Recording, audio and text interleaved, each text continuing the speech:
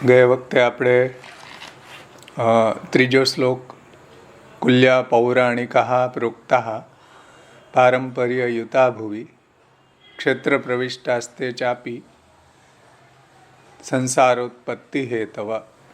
ભુવિ એટલે પૃથ્વી ઉપર જે પરંપરાથી યુક્ત હોય, જે પુરાણ વાંચનારા પૌરાણિકો, નહેર એટલે કૃત્રિમ નદી રૂપી એના જલ જેવા એના ભાવો છે. નહેરનું જે જલ છે એવા એને શ્રી આચાર્ય ચરણોએ નહેરની સાથે એને સરખાવ્યા છે, અને નહેરનું જે જલ છે એની સાથે એના ભાવોને સરખાવ્યા છે. એ પૌરાણિકો કહેવાય છે. અને જે પૌરાણિકો ક્ષેત્ર પ્રવિષ્ટાસ્તે ચાપી સંસારોત્પત્તિ હેતવ, એટલે જલ જેવી રીતના ખેતરની અંદર પ્રવેશ કરી ગયા પછી એ ધનધાન્ય ઉત્પન્ન કરે છે, એના દ્વારા સંસારોત્પત્તિ થાય છે. એવી રીતના જે પૌરાણિકો ભગવાનની કથા કહીને આજીવિકા ચલાવે છે કે પોતાનો જીવન નિર્વાહ કરે છે, એવા વક્તાઓનું મુખથી કથાનું શ્રવણ કરવાથી સંસારની જ ઉત્પત્તિ થાય છે. કારણ કે પોતે જ સંસારને પોતે જ આજીવિકા ચલાવવા માટે, પોતે જ પત્ની પુત્ર ઇત્યાદિનું ભરણ પોષણ કરવા માટે જો કથા કહેતા હોય તો શ્રોતાઓના પણ સંસાર જ વધશે, એવું શ્રી આચાર્ય ચરણો અહીંયા કહી રહ્યા છે. આમાં આપણે ગયા વખતે કલ્યાણરાયજીની ટીકાનું અધ્યયન કરી ગયા. હવે શ્રી પુરુષોત્તમજી આ શ્લોકને સમજાવતા આજ્ઞા કરે છે, એનું થોડું આપણે અવગાહન કરવું જરૂરી છે. એને આપણા સંપ્રદાયના દૃષ્ટિકોણથી આ વાતને સમજાવી છે.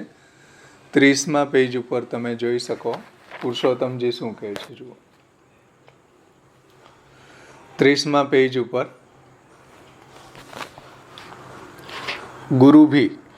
હવે જો ગુરુઓ પણ જ્યારે બ્રહ્મસંબંધ દીક્ષા આપી રહ્યા છે, નામ દીક્ષા આપી રહ્યા છે, તો એ પણ વક્તા છે, એ પણ ઉપદેશ આપી રહ્યા છે. તો એ બાબતમાં પુરુષોત્તમજીનો અભિપ્રાય એવો છે કે ગુરુ भी अपने शिष्य से कुछ भी अपेक्षा रखे बिना उपदेश करे. સમજો, પુષ્ટિ માર્ગી ગુરુ પણ કોઈ પણ જાતને અપેક્ષા રાખ્યા વગર જો એ ઉપદેશ કરે तो फिर उनसे भेंट स्वीकार करने में भी दोष नहीं है. समझो, गुरु भी अपने शिष्य से कुछ भी अपेक्षा रखे बिना यदि उपदेश करे तो उनकी भेंट स्वीकारने में भी दोष नहीं है. यद्यपि यही बात प्रभु चरणों ने कही है. श्री गुसाईजीए आ बाबतમાં એમ સમજાવે છે કે વિચાર્યૈવ દેયમ સદા દેયમ કૃષ્ણ નામ વિશેષતઃ અવિચારિત દાનેન સ્વયં દાતા વિનશ્યતિ.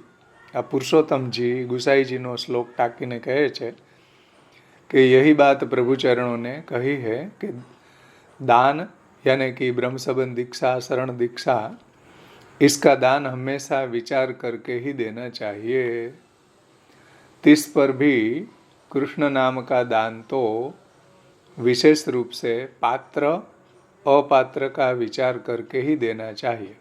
એટલે કૃષ્ણ નામની દીક્ષા, બ્રહ્મ સંબંધ દીક્ષા, એ પાત્ર અપાત્રનો વિચાર કરી અને જે દૈવી જીવ હોય અને દૈવી જીવોના લક્ષણ એનામાં દેખાતા હોય એવા દૈવી જીવોને જ દીક્ષા આપી શકાય, બધાને ન આપી શકાય, એવું ગુસાઈજી કહે છે.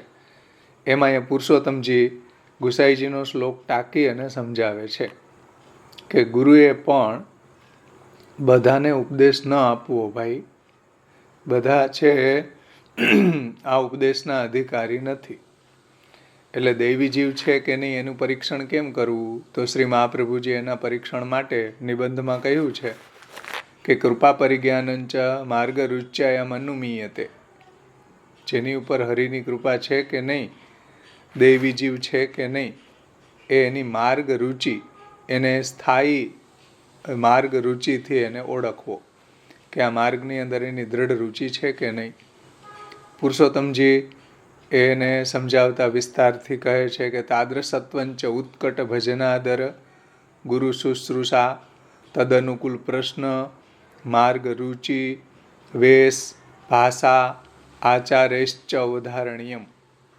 આટલા લક્ષણો હોય ત્યારે એની અંદર દૈવી જીવ છે એવું અનુમાન થાય કે તાદ્રસત્વંચ ઉત્કટ ભજનાદર, ભગવત સેવા કરવાને ઉત્કટ તાલાવેલી, ગુરુ શુશ્રૂષા, મહાપ્રભુજીનામાં પણ નિષ્ઠા, મહાપ્રભુજીની વાણીમાં પણ નિષ્ઠા, તદનુકૂળ પ્રશ્ન, એવા એ દ્રઢતાના વાક્ય બોલતો હોય, મહાપ્રભુજીની વાણીમાંથી પ્રશ્ન પૂછતો હોય, માર્ગ રુચિ હોય, વેશ એનો ડ્રેસ કોડ એ પણ પુષ્ટિ માર્ગી પહેરતો હોય, વેશ ભાષા પણ એવી એની દ્રઢતાના વાક્યો બોલતો હોય, વેશ ભાષા આચાર્યશ્ચ ઉદાહરણીયમ, અને એનો આચાર વિચાર ભક્તિ માર્ગી હોય. એવા જો દૈવી જીવ મળે તો એને ઉપદેશ આપવો જોઈએ એવું પુરુષોત્તમજી કહે છે. એટલે દૈવી જીવને ઓળખીને આવા બધા લક્ષણો એની અંદર જો પ્રગટ થતા હોય તો એને નામ દીક્ષા કે બ્રહ્મ સંબંધ દીક્ષા આપી શકાય, નહીંતર ન આપી શકાય. સમજમાં આવે છે ને વાત? એવું ગુસાઈજી કહે છે. જુઓ कि दान हमेशा विचार करके ही देना चाहिए. तिस पर कहते हैं तिस पर भी कृष्ण नाम का दान तो विशेष रूप से पात्र अपात्र का विचार करके ही देना चाहिए. અને ભગવદ્ ગીતામાં પણ ભગવાને આ વાત સમજાવી છે કે દાન છે એ વિચારીને આપવું જોઈએ. દેશે કાલેશ્ચ પાત્રે ચ તદ્દાનમ સાત્વિકમ મતમ. દેશ કાલ પાત્ર એ બધાનો વિચાર કરીને દાન આપવામાં આવે તો એ સાત્વિક કહેવાય. સમજાઈશ ને?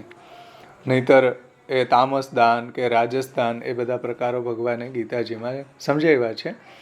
અને મન નિષ્ઠમ તું નિર્ગુણમ સ્મૃતમ, ભગવત સંબંધી જે જ્ઞાન આપવું એ તો નિર્ગુણ જ્ઞાન છે, એ નિર્ગુણ દાન છે. સમજાઈશ ને વાત? તો અહીં કૃષ્ણ નામની વાત ચાલી રહી છે. એમ ગુસાઈજી આ શ્લોકની અંદર કહે છે કે કૃષ્ણ નામ જે છે એની દીક્ષા છે, બ્રહ્મ સંબંધ દીક્ષા છે, એ વિચારીને આપવો જોઈએ. પાત્ર અપાત્ર કા વિચાર કરકે ही देना चाहिए. बिना विचारे दान देने पर स्वयं दाता का विनाश हो जाता है. વિચાર્યા વગર દાન ન આપી શકાય. બ્રહ્મ સંબંધ કે શરણ દીક્ષા જો વિચાર્યા વગર દાન આપી દેવામાં આવે તો સ્વયં દાતાનો નાશ થાય છે ભાઈ. એને પછી ગહેવર વનમાં અજગર થવું પડે. વિચાર્યા વગર એટલા શિષ્યો ભેગા કરી દે, બ્રહ્મ સંબંધ આપી દે, પછી એનો ઉદ્ધાર તો કરી ન શકે. એટલા બધા શિષ્યોને એટેન્ડ કેમ કરવા? એટલે પછી એનો ઉદ્ધાર ન કરી શકે, એને મહાપ્રભુજીના ગ્રંથો સમજાવી ન શકે એટલા બધા શિષ્યોને ભેગા કરીને, તો પછી એનો ઉદ્ધાર ન થાય ને એની ચરણ ભેટ લે તો એનો દોષ લાગે. ઉપદેશ આપ્યા વગર ચરણ ભેટ લે તો પુરુષોત્તમજી સ્વવૃત્તિવાદમાં કહે છે કે ગુરુ પણ શિષ્યનો ઋણી બને છે, એને એનું ઋણ ચૂકવવું પડે. ઉપદેશ આપ્યા વગર જો ચરણ ભેટ લે તો. સમજમાં આવે છે ને વાત? તો એ પછી એને અજગર થવું પડે ભાઈ, અને શિષ્યોનો જન્મારો બગડે, એને કીડી થવી પડે. એટલે આ બહુ સિરિયસ લેવાની વાત છે, લાઇટલી નહીં લ્યો. ગુરુ હોય કે શિષ્ય હોય, કોઈ પણ હોય. મહાપ્રભુજીની, ગુસાઈજીની, પુરુષોત્તમજીની વાણી ગંભીર છે, બહુ દુર્બોધ છે. એટલે બહુ સિરિયસતાથી આ વાતને સમજવી જોઈએ. તો એ પુરુષોત્તમજી સમજાવી રહ્યા છે. જુઓ કે બિના વિચાર દાન દેને પર સ્વયં દાતા કા ही વિનાશ હો જાતા है. વિચાર્યા વગર દાન કરવામાં આવે તો સ્વયં દાતાનો નાશ થાય છે. इस वाक्य द्वारा कही गई है. એમ પુરુષોત્તમજી કહે છે કે ગુસાઈજી આ વાક્ય દ્વારા સમજાવે છે કે દાન વિચારીને આપવું, અનધિકારીને ન આપવું. इसमें भी સમજો કેટલી સુંદર વાત પુરુષોત્તમજી કહે છે કે તત્રાપી સ્વસ્ય શિષ્યસ્ય ચ ઉદ્ધારમ વિચાર્યૈવ દેયમ લોભાદ અવિચારિત દાને તુ નામ વિક્રય નામ વિક્રયાપત્યા દાત્વા સ્વયં અપરાધ ભાગ ભવતી ઇતિ અર્થ જ્ઞેયમ. પુરુષોત્તમજી આગળ શું કહે છે જુઓ, કે વિના વિચારે दान देने पर स्वयं दाता का विनाश हो जाता है. इस वाक्य द्वारा कही है. इसमें भी गुरु को अपना एवं शिष्य दोनों के उद्धार का विचार करके ही उपदेश यानी कि ब्रह्म संबंध दीक्षा यानी कि भगवत संबंधी उपदेश इसका दान करना चाहिए. એટલે મને પણ ભગવદ ગુણોને કહેવાનો સુંદર અવસર પ્રાપ્ત થયો, મને પણ આવો ઓકેઝન આવ્યો મારા જીવનમાં, એવા ભાવથી એને ભગવદ જ્ઞાનનો ઉપદેશ કરવો જોઈએ.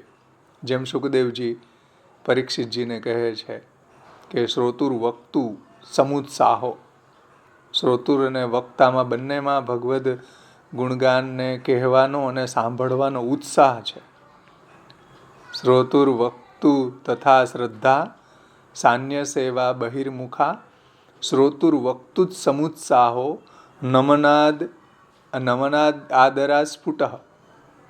આવું કહે છે દ્વિતીય સ્કંદના ભાગવતાર્થ નિબંધમાં શ્રી આચાર્ય ચરણો, કે શ્રોતુર વક્તુ તથા શ્રદ્ધા, શ્રદ્ધા હોવી જોઈએ શાસ્ત્રમાં, ગ્રંથમાં, ઉપદેશમાં, ભગવદ વાક્યોમાં, ભાગવતમાં. શ્રોતુર વક્તુ તથા શ્રદ્ધા, કારણ કે શ્રદ્ધા એ પહેલું અંગ છે કથા શ્રવણનું. સાન્ય સેવા બહિર્મુખા, અન્યની સેવા જે છે એ બહિર્મુખ કરનારી છે, એટલે અન્યાશ્રયી વક્તા કે શ્રોતા ન કરતા હોવા જોઈએ. સાન્ય સેવા બહિર્મુખા શ્રોતુર વક્તુ તથા શ્રદ્ધા સાન્ય સેવા બહિર્મુખા શ્રોતુર વક્તુ સમુત્સાહો, બંનેને ઉત્સાહ હોવો જોઈએ ભગવાનના ગુણોનું શ્રવણ કરવામાં. શ્રોતાને કહેવામાં ઉત્સાહ થવો જોઈએ કે ચાલો મને ખૂબ સુંદર આવા ભગવત સંબંધી પ્રશ્નો કરેલા છે વક્તાઓએ, શ્રોતાઓએ, તેથી મને ભગવત કથા કહેવાનો સુંદર અવસર પ્રાપ્ત થયો. આવું સુખદેવજી કહે છે. એને કોઈ પ્રશ્ન પૂછવાથી પરીક્ષિતજી પ્રશ્ન પૂછે તો સુખદેવજીને કંઈ માઠું નથી લાગતું, જે આધુનિક મહારાજોને માઠું લાગી જાય. સુખદેવજી એમ કહે છે કે બહુ સુંદર પ્રશ્ન પૂછ્યો. બ્રહ્માજી નારદજીને કહે છે કે તમે બહુ સુંદર પ્રશ્નો કર્યા, કે મને ભગવાનની કથા કહેવાનો અવસર પ્રાપ્ત થયો. એટલે એપ્રિશિએટ કરે છે વક્તા, શ્રોતાને એપ્રિશિએટ કરે છે, એની પ્રશંસા કરે છે કે બહુ સારો પ્રશ્ન પૂછ્યો. નમનાદ આદરા સ્ફુટ, એ બંને એનો ઉત્સાહ પ્રગટ થાય છે નમન અને આદરથી. સમજમાં આવી ને વાત? તો કોઈ ભગવત સંબંધી પ્રશ્ન પૂછે, મહાપ્રભુજીના ગ્રંથો સંબંધી પ્રશ્ન પૂછે, ષોડશ ગ્રંથમાંથી કોઈ પ્રશ્ન પૂછે તો ઉત્સાહ થવો જોઈએ કે ભાઈ બહુ સારો પ્રશ્ન કર્યો, કે મને મહાપ્રભુજીની વાણીને કહેવાનો અવસર પ્રાપ્ત થયો. એમાં માઠું લગાડવાનું હોય? પણ આધુનિક મહારાજોને માઠું લાગી જાય પ્રશ્ન કોઈ પૂછે તો. એટલે ઉત્સાહ થવો જોઈએ એવું મહાપ્રભુજી કહે છે. તો જુઓ પુરુષોત્તમજી શું કહે, કે ગુરુએ શિષ્ય પ્રશ્ન પૂછે ભગવત સંબંધી, મહાપ્રભુજીના ગ્રંથો સંબંધી, તો એને આનંદ થવો જોઈએ. ઓર શિષ્યના કલ્યાણ થાય એવા ભાવનાથી, પોતાને પણ ભગવાનની કથા કહેવાનો સુંદર અવસર પ્રાપ્ત થયો એવી ભાવનાથી કથા કહેવી, નહીં કે પૈસા કમાવા માટે. સમજો, ક્ષેત્ર કુલ્યા પૌરાણિકા પ્રોક્તા પારંપર્ય યુતા ભુવિ ક્ષેત્ર પ્રવિષ્ટાસ્તે ચાપી સંસારોત્પત્તિ હેતવ, એની ટીકામાં પુરુષોત્તમજી આજ્ઞા કરે છે કે ગુરુ को अपना एवं शिष्य दोनों का उद्धार का विचार करके ही उपदेश का दान करना चाहिए. હવે જુઓ શબ્દ શું કહે છે પુરુષોત્તમજી, લોભાત અવિચારિત દાને તું નામ વિક્રય પાતત્યા. લોભપૂર્વક મારા શિષ્યો વધારે હોવા જોઈએ, જેટલા મારા શિષ્યો વધશે એટલી મને ચરણ ભેટ વધારે આવશે. આવા હેતુથી જો ગુરુ દીક્ષા આપે તો એને પુરુષોત્તમજી શું કહે જુઓ, એકદમ સ્ટ્રોંગ ભાષામાં કહે છે કે લોભાત, લોભ વસાત, શિષ્યોના લોભ વસાત કે પૈસાના લોભ વસાત દીક્ષા આપે તો એને નામ વિક્રયનું પાપ લાગે. એને દીક્ષાને વેચી છે, ભગવાનના ઉપદેશને વહેંચ્યો છે એવું પાપ એને લાગે. એવું પુરુષોત્તમજી કહે છે कि बिना विचारे दान देने पर स्वयं दाता का नाश होता है. हाँ, एवं शिष्य दोनों को उद्धार का विचार करके ही उपदेश देना चाहिए. लोभवश होकर बिना विचारे दान देने पर, यानी भगवद उपदेश या दीक्षा, इसका दान देने पर भगवान नाम को बेचने का दोष लगेगा. ભગવાનના નામને તમે વહેંચ્યું છે ભાઈ, એનું તમને પાપ લાગશે.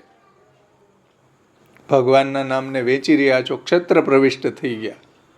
ક્ષેત્ર પ્રવિષ્ટાસ્તે ચાપી સંસારોત્पत्ति हेतव. भगवत नाम को बेचने का दोष लगेगा और स्वयं दाता अपराध का भागी बनेगा. दाता स्वयं अपराध भाग भवति इति अर्थः. દાતા સ્વયં અપરાધનો ભાગી બને છે. જો એને દ્રવ્ય મેળવવા માટે ભગવાનની કથા કહેતા હોય કે દ્રવ્ય પ્રાપ્ત થાય એટલા માટે નામ દીક્ષા કે શરણ દીક્ષા આપતા હોય, તો આવા જે આધુનિક મહારાજો છે એને નામ વિક્રયનું પાપ લાગે છે. આવું 10 દિગંત વિજયી પુરુષોત્તમજી જેવા આચાર્ય કહે છે. હો ભાઈ, આધુનિક કોઈ આચાર્ય નથી કહેતા. જે 10 દિગંત વિજયી, 10 દિશાઓમાં જેણે ડંકો વગાડ્યો હતો એવા પુરુષોત્તમજી એમ કહે છે કે સ્વયં દાતા અપરાધ કા ભાગી બનેગા. યહ સમજ લીજીએ ભાઈ, આ સાવધાનતાથી સમજી લેજો. એમ કહે છે કે લોભ વસાત. આ ગ્રંથ એટલો ઇમ્પોર્ટન્ટ છે કે પ્રથમ સ્કંદમાં સુબોધિનીજી અને ભાગવતમાં એક શ્લોક આવે છે કે શ્રોતૃ વક્તૃ દોષેર્ન શ્રવણ કીર્તન સંબધ્યતે અપહ તાપમત્વાત તાયોઃ. શ્રવણ અને કીર્તન પાપનો નાશ કરનાર હોવાથી શ્રોતા અથવા વક્તાના દોષો સાથે તેમનો સંબંધ થતો નથી. પણ કયા શ્રોતા અને કયા વક્તા, તો આ જલભેદ ગ્રંથ સાથે સમજવું જોઈએ. ખાલી આનો ઝંડો પકડીને ના ચાલી શકે. રાઈટ, એકદમ. એટલે જલભેદ પછી જ ભાગવત વાંચવું જોઈએ.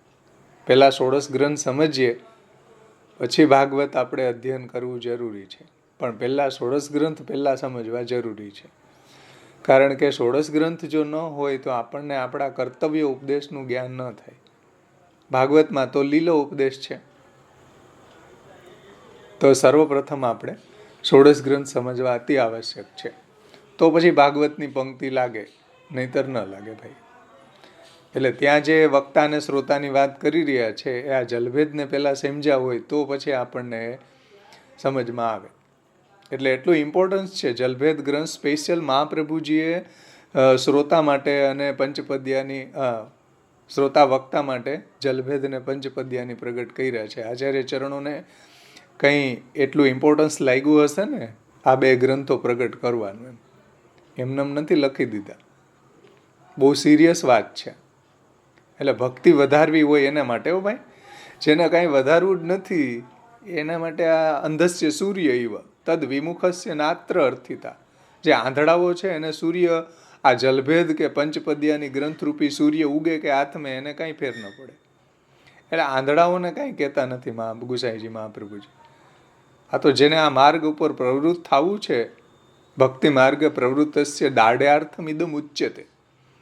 જેને આ ભક્તિ માર્ગ ઉપર પ્રવૃત્ત થવું હોય, ભગવાનની દિશામાં આગળ વધવું હોય, દ્રઢ ડગલાઓ ભરવા હોય, એના માટે આ વાત છે ભાઈ. તો જુઓ પુરુષોત્તમજી કેટલી સુંદર વાત કરે છે કે ભાઈ તમે જ્યારે નામ દીક્ષા કે બ્રહ્મસંબંધ દીક્ષા કે ભગવદ ઉપદેશ આપી રહ્યા છો, વચનામૃત કરી રહ્યા છો, એમાં તમારી ભાવના શિષ્યના ઉદ્ધારની હોવી જોઈએ. શિષ્યને ભગવત પ્રાપ્તિ થાય, શિષ્યનો ભગવત ભાવ વધે અને મને પણ ભગવાનની કથા કહેવાનું એવું ઓકેઝન આવ્યું કે મારો ભગવત ભાવ વધે. આવા હેતુથી કથા કહેવી જોઈએ, આવા હેતુથી સત્સંગ કરવો જોઈએ મહારાજોએ અને વૈષ્ણવોએ. અન્યથા તો બીજા જો કોઈ પ્રયોજન આમાં જોડાય તો એનો સર્વથા નાશ થાય, એને કોઈ ભક્તિ ન વધે. એટલે શ્રી મહાપ્રભુજી નિબંધમાં આજ્ઞા કરે છે કે સર્વ હેતુ વિવર્જિતમ અથવા સર્વદા શાસ્ત્રમ શ્રી ભાગવત માદરાત પઠનીયમ પ્રયત્નેન સર્વ હેતુ વિવર્જિતમ. કોઈ હેતુ હોવો જ ન જોઈએ સિવાય ભક્તિ કે સિવાય ભગવત પ્રાપ્તિ. સર્વ હેતુ વિવર્જિતમ. વૃત્યર્થ ને વિયુંજિત પ્રાણે કંઠગતેરપી તદભાવે યથૈવ સ્યાત તદા નિર્વાહમ આચરેત ત્રયાણામ યેન કેનાપી ભજન કૃષ્ણમાં વાપનુયાત. તમારો નિર્વાહ જેમ થતો હોય એમ તમારા જીવનમાં કેટલા બધા બિઝનેસ છે અહીંયા લોકની અંદર, એ કરો તમે, પણ મહેરબાની કરીને ભાગવતનો ઉપયોગ આજીવિકા માટે નહીં કરો. આવો શ્રી મહાપ્રભુજી ત્યાં કહે છે સર્વ હેતુ વિવર્જિતમ, કોઈ જાતનો હેતુ જોડાવો જ ન જોઈએ ભગવત કથામાં, ભગવત સત્સંગમાં, વચનામૃતોમાં. આધુનિક મહારાજો જે વચનામૃતો કરે છે એમાં કોઈ જાતનો હેતુ જોડાય, જો શિષ્યો વધારવાનો હેતુ જોડાય એવા ભાવથી જો એ દીક્ષા આપી રહ્યા છે તો પુરુષોત્તમજી એમ કહે છે કે લોભાદ અવિચારિત દાનેન તું નામ વિક્રય પાતત્યાત, નામને વેચવાનું પાપ લાગે. એટલે બહુ સાવધાનતાથી આ વાતને સમજવી જોઈએ કે લોભ વસાત જો નામ દીક્ષા આપવામાં આવે તો નામ વિક્રય, નામને તમે વેચી રહ્યા છો, ભગવત નામને વેચી રહ્યા છો એવું પાપ લાગે ભાઈ. એટલે પુરુષોત્તમજી આગળ કહે છે કે ભગવાન નામ કો બેચને કા દોષ लगेगा और स्वयं दाता भी अपराध भाग बनेगा, यह समझना चाहिए. છે ને? હા બોલો. હું એમ કહેતી હતી કે આપણે આગળ કહ્યું ને કે ગુરુ છે તે શિષ્ય કોઈ ભેટ આપે તો એ સ્વીકારી શકે છે ને, આપણે પહેલા શરૂઆતમાં કહ્યું ને એમાં. અને અત્યારે આ તો આ બંને વાતનો વિરોધાભાસ નથી આવતો.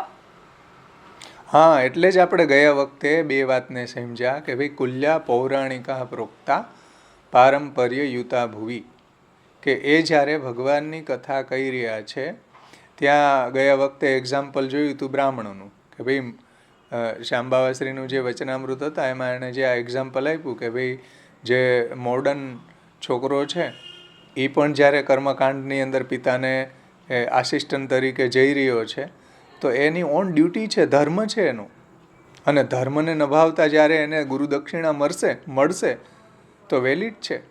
ધર્મથી અર્થ થયો, ધર્મ અર્થ કામ અને મોક્ષની ડિસિપ્લિન છે કે પોતે આ રીતના ધર્મનું આચરણ કરવા જઈ રહ્યો છે તો કોણ યજમાન એવો હશે કે એને ગુરુ દક્ષિણા નહીં આપે? આપશે જ. એની શુદ્ધ અમૃત આજીવિકા છે એની. વગર માગ્યે એને કર્મકાંડ કરવાથી વગર માગ્યે જે આવે એ તો એનો અધિકાર છે, શાસ્ત્રોક્ત છે કે તમે યજ્ઞ કરાવો તો તમે જે બ્રાહ્મણ છે એને દક્ષિણા આપવી જ જોઈએ, એના વગર તો તમારો યજ્ઞ પૂર્ણ જ ન થાય. તો યજ્ઞની અંતર્ગત આવતું એ કર્મ છે, તો એ ધર્મ છે.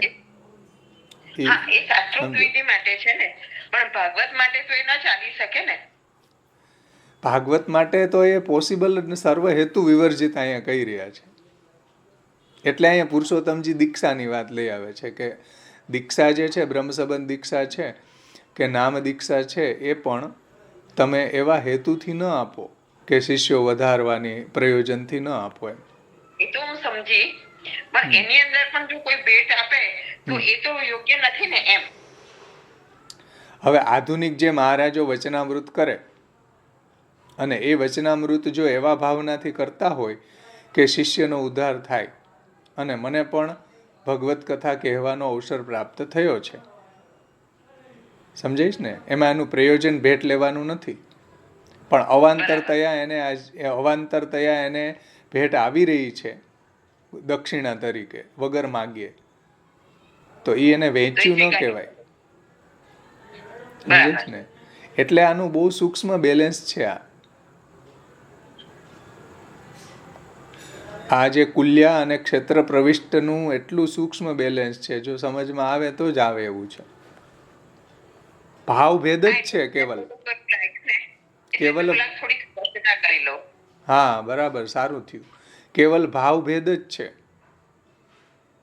ભાવનાનો જ ભેદ છે કે તમે દીક્ષા આપો છો શા માટે? કે મારા શિષ્યો વધે એટલા માટે. સમજાય ને? તમે ક્ષેત્ર પ્રવિષ્ટ થઈ ગયા, તમે લોભાદ અવિચારિત દાને ને લોભપૂર્વક વિચાર્યા વગર તમે આ દાન આપી રહ્યા છો એટલે તમને નામ વિક્રયનું પાપ લાગશે. પણ તમે શિષ્યના કલ્યાણની ભાવનાથી આપી રહ્યા છો. મને મહાપ્રભુજીએ આ પાવર ઓફ પેટર્નની આપી છે બ્રહ્મ સંબંધ આપવાની કે નામ દીક્ષા આપવાની, અને મારે પણ કૃષ્ણ સેવા પરમ વિક્ષ દંભાદી રહિતમ નરમ ભાગવત તત્વજ્ઞ થવું જોઈએ. અને મહાપ્રભુજી જે આ લક્ષણો બતાવ્યા છે એ રીતે મારે જીવન જીવવું જોઈએ અને એવી પાવર ઓફ પેટર્નની મહાપ્રભુજીએ મને આપી છે અને હું એવા ભાવનાથી શિષ્યની કલ્યાણની ભાવનાથી આપી રહ્યો છું, તો પછી ક્ષેત્ર પ્રવિષ્ટ નથી, એ એની ઓન ડ્યુટી છે. સમજે? પણ આવા ભાવનાથી એમ આપે કે મારા શિષ્યો વધે, જેટલા શિષ્યો વધશે એટલી મને ચરણ ભેટ વધારે આવશે, તો એ ક્ષેત્ર પ્રવિષ્ટ થઈ ગયો. હવે એને નામ વિક્રીનું પાપ લાગે, ભાવના બદલાઈ ગઈ.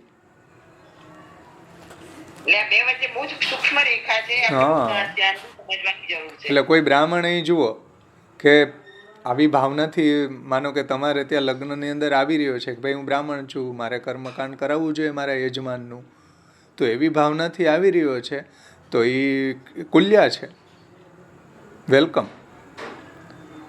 સમજાય છે ને? પણ મને આટલી મને દક્ષિણા મળશે ને પહેલાં જ તમને લિસ્ટમાં લખી દે નીચે કે ભાઈ 10,000 રૂપિયા મારા થશે, તો ક્ષેત્ર પ્રવિષ્ટ થઈ ગયો, હવે કુલ્યા ન રહ્યો. સમજમાં ને? હવે એને ધંધો બનાવી દીધો, એને ધર્મ નથી રહ્યો હવે. હા, તો એ ધર્મ જે છે એનો ઓણ નભાવતા એને અર્થ પ્રાપ્ત થઈ રહ્યું છે, તો વેલકમ. ધર્માર્થ કામ મોક્ષની ડિસિપ્લિન છે. પણ ધર્મ કરીને અર્થ મેળવતો હોય, અર્થ મેળવવા માટે ધર્મ કરતો હોય અને ધર્મ કરી રહ્યો છે એમાં અવાંતર તે અર્થ મળી રહ્યું છે એને, તો એમાં ડિફરન્સ છે બહુ, જમીન આસમાનનો. આટલો કુલ્યા અને ક્ષેત્ર પ્રવિષ્ટનો. સમજીશ ને? કોણ મહારાજ છે કે એને વૈષ્ણવ ચરણ ભેટ ન ધરે? બધા ધરવાના જ છે ભાઈ. શા માટે આવો દૂષિત ભાવ રાખો કે મારે ચરણ ભેટ આવશે એટલે હું પ્રવચન કરું?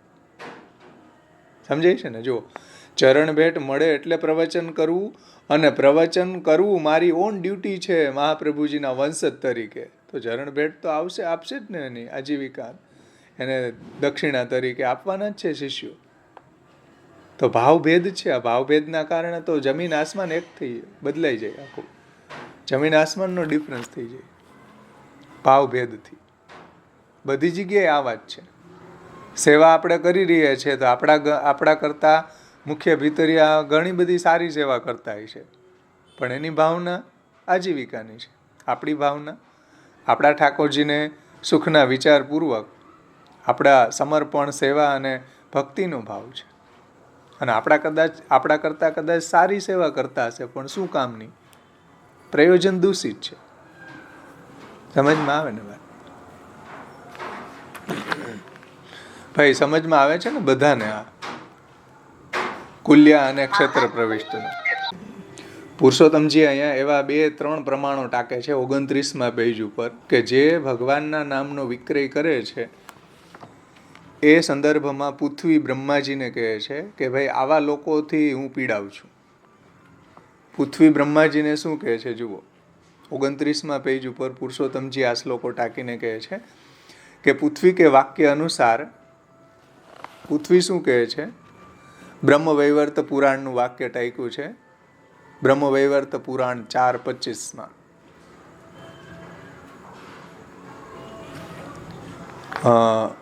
ब्रह्मा जी के प्रति पृथ्वी ने ब्रह्मा जी नो संवाद है.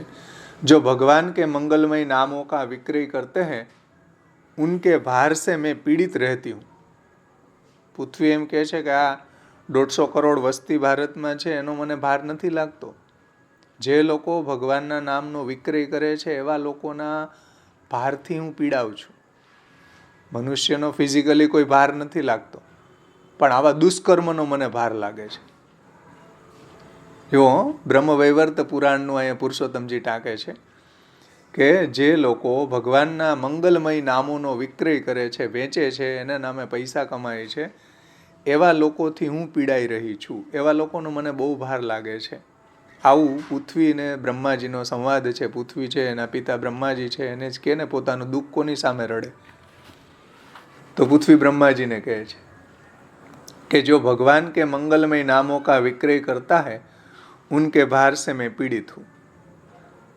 પછી બીજું એક કોટેશન ટાકે છે, इसी पृथ्वी के वाक्य अनुसार और नंदराई जी के प्रति भगवान कहे हैं. भगवान શું કહે છે નંદરાઈજીને कि मेरे नाम का विक्रय करने वाला ब्राह्मण कभी भी मुक्त नहीं हो सकता. નંદરાયજીને ભગવાન એમ કહે છે કે મારા નામને વેચવાવાળા બ્રાહ્મણો ક્યારેય મુક્ત થતા નથી. और मृत्यु के समय भी ऐसे ब्राह्मणों को मेरा नाम कभी भी याद नहीं आ सकता. જે મારા નામને વેચવાવાળા બ્રાહ્મણો છે અને મૃત્યુ સમયે મારું નામ પણ મોઢામાં ન આવે.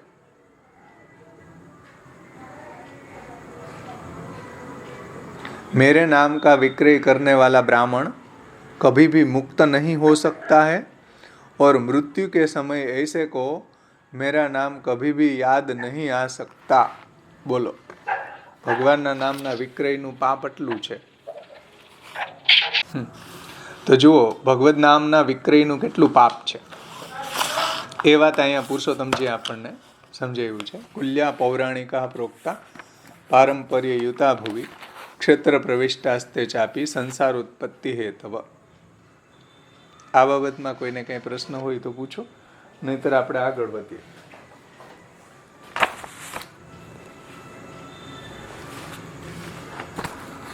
એટલે પોતાનો ધર્મ માનીને જ્યારે કર્મ કરે કોઈ અને એના દ્વારા તો એ કુલ્યા છે, એના દ્વારા એને એવી કામના ન હોય દ્રવ્યની અને બીજાના કલ્યાણ માટે જ્યારે કથા કહી રહ્યો છે અને એના દ્વારા એને કંઈ બી ચરણ ભેટ આવી રહી છે તો વેલકમ. એનો ભાવ દૂષિત નથી, ભાવ એનો બીજાનું કલ્યાણ કરવાનો છે, એમાં કોઈ પ્રોબ્લેમ નથી. પરંતુ લોભાદ, લોભપૂર્વક શિષ્યેષણાના કારણે, શિષ્યો વધારવાના કારણે, શિષ્યો મારા વધે એવે હેતુથી જ્યારે એ ઉપદેશ આપે કે નામ દીક્ષા કે બ્રહ્મ સંબંધ દીક્ષા આપે ત્યારે એ ક્ષેત્ર પ્રવિષ્ટ થઈ ગયો, ત્યારે એને નામ વિક્રયનું પાપ લાગે.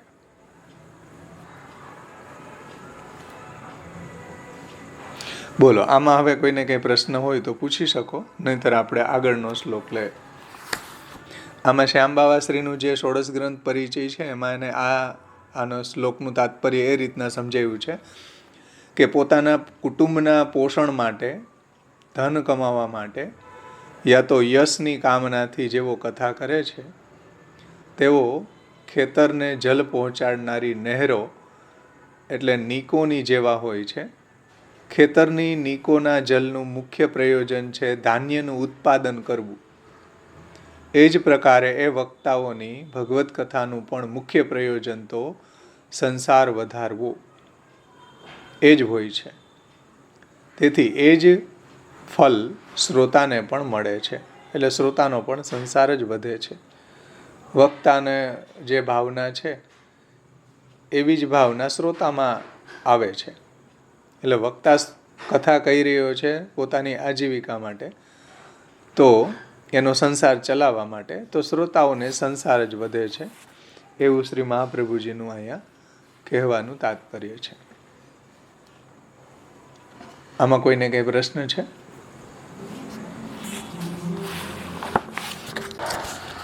હા હા બોલો ભરતભાઈ. અત્યારે આપણે આમ જોઈએ બ્રાહ્મણ પાસે કોઈ પણ કાર્ય કરાવતા હોઈએ હા તો સહેજ આપણી પણ વૃત્તિ એવી જ થઈ જાય કે કેટલા પૈસા લેશો આના, એટલે આખો ક્રેઝ જ બદલાઈ ગયો ને. એટલે પણ આ કલ્ચર આપણી દોષ લગાડવો કે ઈ પૈસા કમાવા માટે કરે છે, તો એમાં તો એટલે બેવ પક્ષ, આપણા પક્ષે પણ કદાચ વધારે પડતું ખરાબ થતું એવું નથી લાગતું? બે પાસાઓ જ એવા બની ગયા અત્યારે, એ પણ એવા બની ગયા ને આપણે એવા બની ગયા. કારણ કે કોઈ બ્રાહ્મણ આ રીતના કરે કે ભાઈ ફૂલની તો ફૂલની પાંખડી, જેમ ઓલા જસ્ટિસ કોર્ટના, હાઈકોર્ટના જે હતા જજ, એને ઓલે ડોકરીએ 1 રૂપિયો આપ્યો એની પરિસ્થિતિ પ્રમાણે, તો એને એ આજીવિકા અમૃત લાગી એમ. 1 રૂપિયો, હવે એનો પગાર તો એની 1 રૂપિયાની કમ્પેરિઝનમાં તો લાખો ગણો હશે. એ નિસ્પૃહ બ્રાહ્મણ હતા. એટલે અત્યારે શું થયું, યજમાની ગિલિન્ડર થઈ ગયા કે જો બ્રાહ્મણ એ લિસ્ટની અંદર એને લખે નહીં પોતાનું પેકેજ, તો અત્યારના લોકો એને કાંઈ ન આપે. વીડિયાવાળાને 4 લાખ રૂપિયા આપે, 3 લાખ રૂપિયા, 5 લાખ આપે, વીડિયાવાળાને આપે. પણ બ્રાહ્મણ જો 4,000 માગે કે બ્રાહ્મણ કાંઈ માગે નહીં ને તો એને એ 500 રૂપિયા જ આપે, કે જે મેન કર્મકાંડની અંદર જે મેન હીરો છે બ્રાહ્મણ. આપણો જે લગ્નનો સંસ્કાર છે કે કોઈ બી સંસ્કાર તમે કરાવો એમાં મુખ્ય જે છે ને એ બ્રાહ્મણ હોય છે, કે જે આપણને કર્મ કરાવી રહ્યો છે. હવે એની બિચારાની હાલત એવી, એની કંઈક મજબૂરી છે, તો બેય પાસાઓ એટલા બધા બ્રાહ્મણ હોય કે યજમાન હોય, બે એટલા ડામીસ થઈ ગયા. હવે તો આપણે શું કરીએ? આપણે તો શાસ્ત્રની વાત સમજીએ અત્યારે. સમજાઈશ ને વાત? એટલે બ્રાહ્મણને લખવું પડે નીચે, તમે કોઈ બી લગ્ન વગેરેની યાદી કરી દે, એટલું એટલું લેવાનું, નીચે પોતાનું પેકેટ લખી નાખે કે એટલા રૂપિયા થશે ભાઈ. શું કરીએ હવે? આખું એક કૂવામાં જ ભાંગ ઘોડાઈ ગઈ તો શું કરીએ હવે? બધા નળમાં ભાંગે જ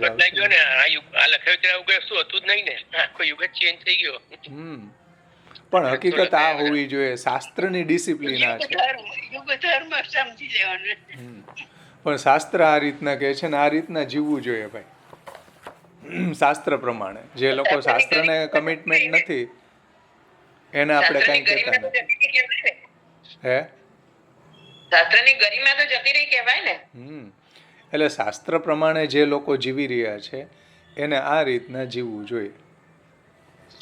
આચાર્ય પણ વિચાર્યું હશે કે આવો પડકાર આવશે, કે આટલી હદે જશે હજુ નિમ્નતાએ. એટલે તો આ મહાપ્રભુજીએ સમજાવ્યું કે ભાઈ ક્ષત્ર પ્રવિષ્ટ થઈ ગયા એટલે સંસારની ઉત્પત્તિ થશે. જી. અવટ્યાભ્ય સ્વાહા, આ જે મંત્ર છે તૈત્રીય સંહિતાનો, અવટ્યાભ્ય સ્વાહા. તો અવટ્યા એટલે ગર્ત, એટલે ખાડો. જે નદીઓ છે એ જ્યારે એની અંદર ફ્લડ આવે, પૂર આવે, અને આજુબાજુના જે વિભાગો હોય એની અંદર ખાડાઓ જે હોય એ ભરાઈ જાય, પછી નદી ચાલી જાય, એનું જલ છે ઉતરી જાય, પછી આજુબાજુના જે વિભાગોની અંદર ખાડાઓ ભરેલા હોય ને એને ગર્ત કહેવાય. એ સંદર્ભમાં શ્રી મહાપ્રભુજી કહે છે વૈશ્યાદી સહિતા મત્તા ગાયકા ગર્ત સંગીતા, કે જે વૈશ્યા વગેરે સહિતના ઉન્મત્ત, મત્ત એટલે નશો કરીને ગાનારા, ભગવાનના જ ગુણો ગાય છે પણ નશો કરીને ગાય છે. તો એવા વૈશ્યાદી સહિતા, વૈશ્યા વગેરે સહિતના ઉન્મત્ત ગાયકો છે ગર્તના, ગર્ત એટલે ખાડા, ખાડાના નામે ઓળખાય છે, અને એનો જે ભાવ છે ખાડાના જલ જેવો છે. આ બાબતમાં કલ્યાણરાયજી કઈ રીતના સમજાવે ટીકામાં જુઓ. વૈશ્યાદી સહિતા મત્તા ગાયકા ગર્ત સંગીતા, 7મા પેજ ઉપર ટીકા છે. એક ટીકા થોડી રહી ગઈ છે કલ્યાણરાયજીની, હજી ક્ષત્ર પ્રવિષ્ટાસ્તે ચાપી સંસારોત્પત્તિ હેતવનો ઉપરનો પેરેગ્રાફ રહી ગયો છે. એમાં એને ગુસાઈજીનું ભક્તિ હંસનું હજી कोटेशन टाकी અને સમજાવ્યું છે. જુઓ કે ભક્તિ હંસ में प्रभु चरणों ने कहा है कि यदि कोई जो वृत्त्यर्थ चेत कृषिवल लौकिक एवं, जे कोई आजीविका चलाने के लिए श्रवणादि करता हो तो वह खेतीबाड़ी करने जैसा लौकिक कार्य ही होता है. કોઈ આજીવિકા ચલાવવા માટે ભગવાનની કથા કહેતા હોય તો એક એનો ધંધો થઈ ગયો. જેમ કોઈ ખેતીવાડીની અંદર કોઈને ખેતીનો ધંધો છે, કોઈને અનાજ કરિયાણાની દુકાનનો ધંધો છે, કોઈને કટલેરીની દુકાનનો ધંધો છે, માને ભગવાનના નામને વેચવાનો ધંધો છે, તો એને ગુસાઈજી શું કે જો વૃત્ત્યર્થ ચેત કૃષિવલ લૌકિક એવા, ગુસાઈજી અહીં એવો શબ્દ મૂક્યો જેમ મહાપ્રભુજીએ કહ્યું ને ક્ષેત્ર પ્રવિષ્ટાસ્તે ચાપી, પેરેલર ઇજ કૃષિવલ લોકે. કૃષિવલ લોકે એટલે ખેતીવાડીની જેમ, કે યદि कोई आजीविका चलाने के लिए श्रवणादि करता हो तो वह खेती बाड़ी करने जैसा लौकिक कार्य ही है. ભગવાનનું ગુણગાન કરવું એ પણ લૌકિક કાર્ય જ છે. બોલો, ખેતીવાડી કરને જૈસા લૌકિક કાર્ય ही है. ભલે ભગવાનની કથા જ કહેતો હોય તોય એ કોઈ અલૌકિક કાર્ય નથી, ધંધો છે એનો, લૌકિક કાર્ય છે. આવું ગુસાઈજી ભક્તિ હંસમાં કહે છે. और श्रीमद् भगवद गीता जी में भी भगवान ने कहा है 4 अध्याय 11वां श्लोकની અંદર કે ये यथा माम प्रपद्यंस्ते तांस तथैव भजाम्यहम्. भगवद गीता में भगवान શું કહે છે કે जो जिस भाव से मेरी शरण होता है उसी के अनुरूप मैं उन्हें फल देता हूँ. જે મને જેવા ભાવથી ભજે હું પણ એને એ રીતના ફલ પ્રદાન કરું છું. કોઈ આજીવિકા માટે મારું ભજન કરતા હોય તો લોકાર્થી ચેત ભજેત કૃષ્ણમ ક્લિષ્ટો ભવતી સર્વથા, એને ક્લેશ જ થશે, આનંદ નહીં થાય. તો આજીવિકા ચલાને કે લીએ શ્રવણાદિ કરતા હૈ તો ખેતીવાડીની જેમ એ લૌકિક કાર્ય છે, એક ધંધો છે એનો. और प्रहलाद जी ने भी सप्तम स्कंद में कहा है. जो प्रहलाद जी આ વાતને કઈ રીતના સપ્તમ સ્કંદમાં કહે છે કે યસ્ય આશીષ આશાસ્તે નસભૃત્ય સવૈ વણિક. પ્રહલાદજી શું કે જુઓ કે હે ભગવાન, પ્રહલાદજી ભગવાનની સ્તુતિ કરતા, ઋષિ ભગવાનની સ્તુતિ કરતા કહે છે કે હે ભગવાન, जो सेवक कह रहा है, जे सेवक आपसे अपनी कामनाएं पूर्ण करना चाहता है वह सेवक नहीं है, वो सवै न भृत्य, भृत्य यानी सेवक. तो કોણ છે?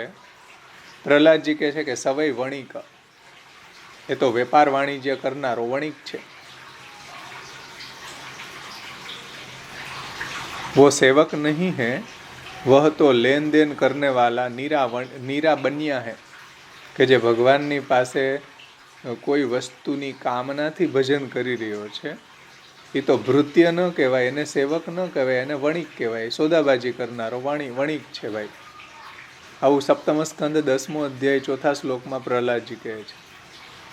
સમજમાં આવી ને વાત? તો જુઓ, મહાપ્રભુજી જલભેદમાં કહે છે એ એના પ્રમાણોથી પુષ્ટ કરે છે કલ્યાણરાયજી. કે ગુસાઈજીએ આ વાત કરી છે ભક્તિ હંસમાં. જુઓ, એ ભક્તિ હંસમાં આ વાત આ સંદર્ભથી કરી છે. અને હજી આની આગળ પણ ગુસાઈજી એમ કહે છે કે આવા લોકો જે ભગવાન નામનો વિક્રય કરવાવાળા લોકો છે એ ગંગાજલનો ટોયલેટમાં ઉપયોગ કરી રહ્યા છે. ગંગાજલ જેવું પવિત્ર અલૌકિક દિવ્ય જલ જે બધા પાપોને હરનારું છે એવા ગંગાજલને એ મલ પ્રક્ષાલન માટે ઉપયોગ કરી રહ્યો છે, એવું એને પાપ લાગશે. ગુસાઈજી ભક્તિ હંસમાં કહે કે જે ભગવદ નામને વેચી રહ્યો છે, ભગવાનના નામને, ભગવાનના ગુણગાનને વેચીને પૈસા કમાઈ રહ્યો છે, એ ગંગાજલનો ઉપયોગ મલ પ્રક્ષાલનમાં કરી રહ્યો છે, અને આટલું પાપ લાગશે, નરકગામી થશે એ લોકો કે જે ભગવદ નામને વેચી રહ્યા છે.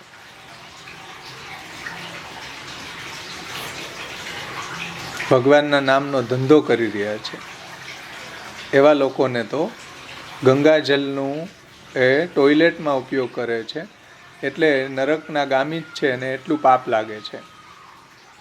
આવું ગુસાઈજી ત્યાં હજી આગળ ભક્તિ હંસમાં કહે છે. અહીં જે કલ્યાણરાયજી એક શ્લોક ટાંક્યો ને, એક ક્ષત્ર પ્રવિષ્ટા ને સમજાવવા માટે ટાંકેલો છે, પણ ત્યાં ભક્તિ હંસનું અધ્યયન કરશો તો ત્યાં ગુસાઈજી આનો ખૂબ વિસ્તારથી સમજાવ્યું છે.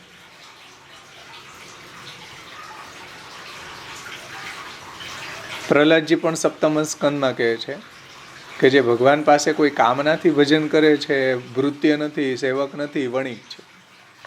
પછી 10મા સ્કંદના 72મા અધ્યાયના 4થા શ્લોકમાં કહે છે કે હે કમલનાથ, आपके चरण कमलों की पादुकाएं समस्त अमंगल को नष्ट करने वाली है, परंतु जो आपके चरण कमलों की शरण ग्रहण नहीं करते हैं उन्हें मुक्ति तो मिलती नहीं है, अपितु सांसारिक भोग भी नहीं मिलते हैं. જે ભગવાનના ચરણ કમળનો આશ્રય નથી કરતા એવા લોકોને મુક્તિ પ્રાપ્ત નથી થતી. સમજમાં આવી ને વાત?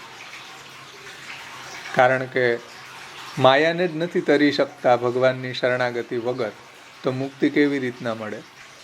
દૈવી હૈષા ગુણમયી મમ માયા દુરત્યયા મામેવી એ પ્રપદ્યંતે માયા મેતામ તરંતી તે. જે મારે શરણે આવે છે એ જ આ માયાને તરી શકે. માયાને તરે તો જ મુક્તિ મળે. એટલે કહે છે કે જે હે પ્રભુ, हे कमलनाभ, आपके चरण कमलों की पादुकाएं समस्त अमंगल को नष्ट करने वाली है. ભગવાનના ચરણ કમળનો આશ્રય, ભગવાનના ચરણ કમળની રેણુ બધા અમંગલને દૂર કરનારી છે. परंतु जो आपके चरण कमलों की शरण ग्रहण नहीं करता है, अपना चरण અને શરણ, ભગવાનના જે બંને ચરણ કમળ છે એનો હું આશ્રિત છું, એનો હું શરણાગત છું. ભગવાન મારા રક્ષક છે. तो चरण कमलों की शरण ग्रहण नहीं करते हैं, उन्हें मुक्ति तो मिलती ही नहीं है, अपितु सांसारिक भोग भी नहीं मिलते हैं. આવું 10:72 કહી રહ્યા છે. આ વાત ક્ષેત્ર પ્રવિષ્ટાસ્તે ચાપીને સમજાવવા માટે કલ્યાણરાયજીએ આ 3 શ્લોક ટાંકેલા છે. ભક્તિહંસ, શ્રીમદ ભાગવત સપ્તમ સ્કંદ, શ્રીમદ ભગવદ્ ગીતા 4થો અધ્યાય 11મો શ્લોક અને શ્રીમદ ભાગવત 10:72. સમજાણું ને? શાસ્ત્ર કેટલી નિંદા કરે છે કે ભાઈ એક ઘર તો ડાકણે છોડે. ગુજરાતીમાં કહેવત છે ને કે એક ઘર તો ડાકણે છોડે, એક ભગવાનનું નામ તો છોડો. આજીવિકાનું સાધન એને તો નહીં બનાવો. બીજા કમાવાના ઘણા બધા આજીવિકા બિઝનેસ છે, આજીવિકા છે. ભગવાનનું નામને શા માટે તમે ધંધો બનાવી રહ્યા છો? એટલે શ્રી મહાપ્રભુજી એટલા હરાશ થઈ રહ્યા છે કે વૈશ્યાદી ક્ષેત્ર પ્રવિષ્ટાસ્તે ચાપી સંસારોત્પત્તિ હેતુ. ચલો આગળ વધીએ હવે.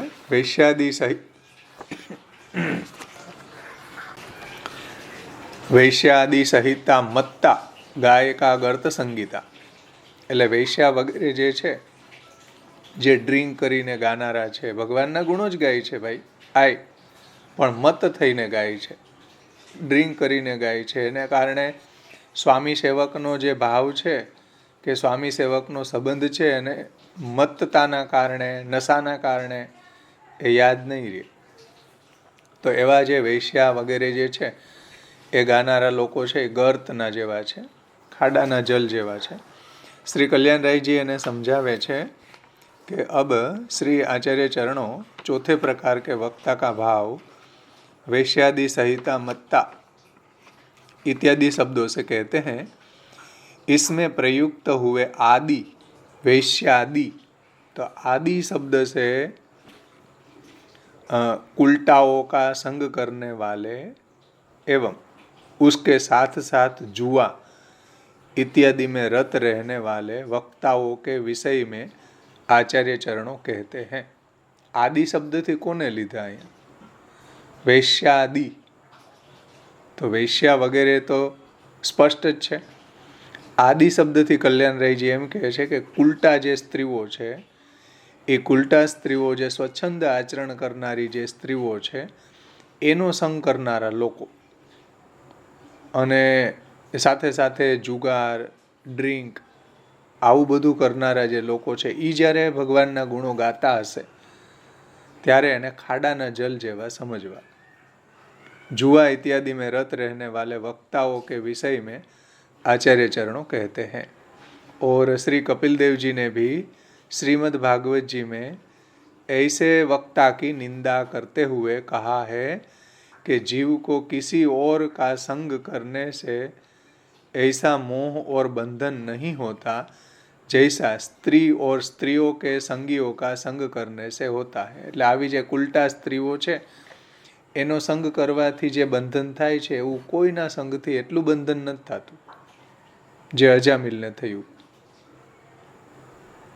જે ધુંધુકારીને થયું. થાય ને, આવી બધી કુલટાઓના સંગથી જ એનું પતન થયું. કે જેવું બંધન આવી કુલટા સ્ત્રીઓના સંગથી થાય છે એવું બંધન એને દુનિયામાં કોઈથી નથી થતું. એવું કપિલ ભગવાન તૃતીય સ્કંદમાં આજ્ઞા કરે છે કે ऐसा બંધન સ્ત્રી ઓર સ્ત્રીઓ કે સંગીઓ છે. એટલે સ્ત્રીઓના સંગથી એટલું જ નહીં, સ્ત્રીઓનો સંગ કરનારાઓ જે છે, આવી કુલટા સ્ત્રીઓનો સંગ, આવી સ્વચ્છંદ સ્વૈરીણી સ્ત્રીઓનો સંગ કરનારાઓ જે છે એનો સંગ કરવાથી નહીં બંધન થાય છે. यह कहा है ऐसा संग करने वाले गायक गड्ढे के जल के समान होते हैं. गड्ढे એટલે ખાડો. अतः इनका भाव भी गड्ढे के गंदे जल के समान होता है.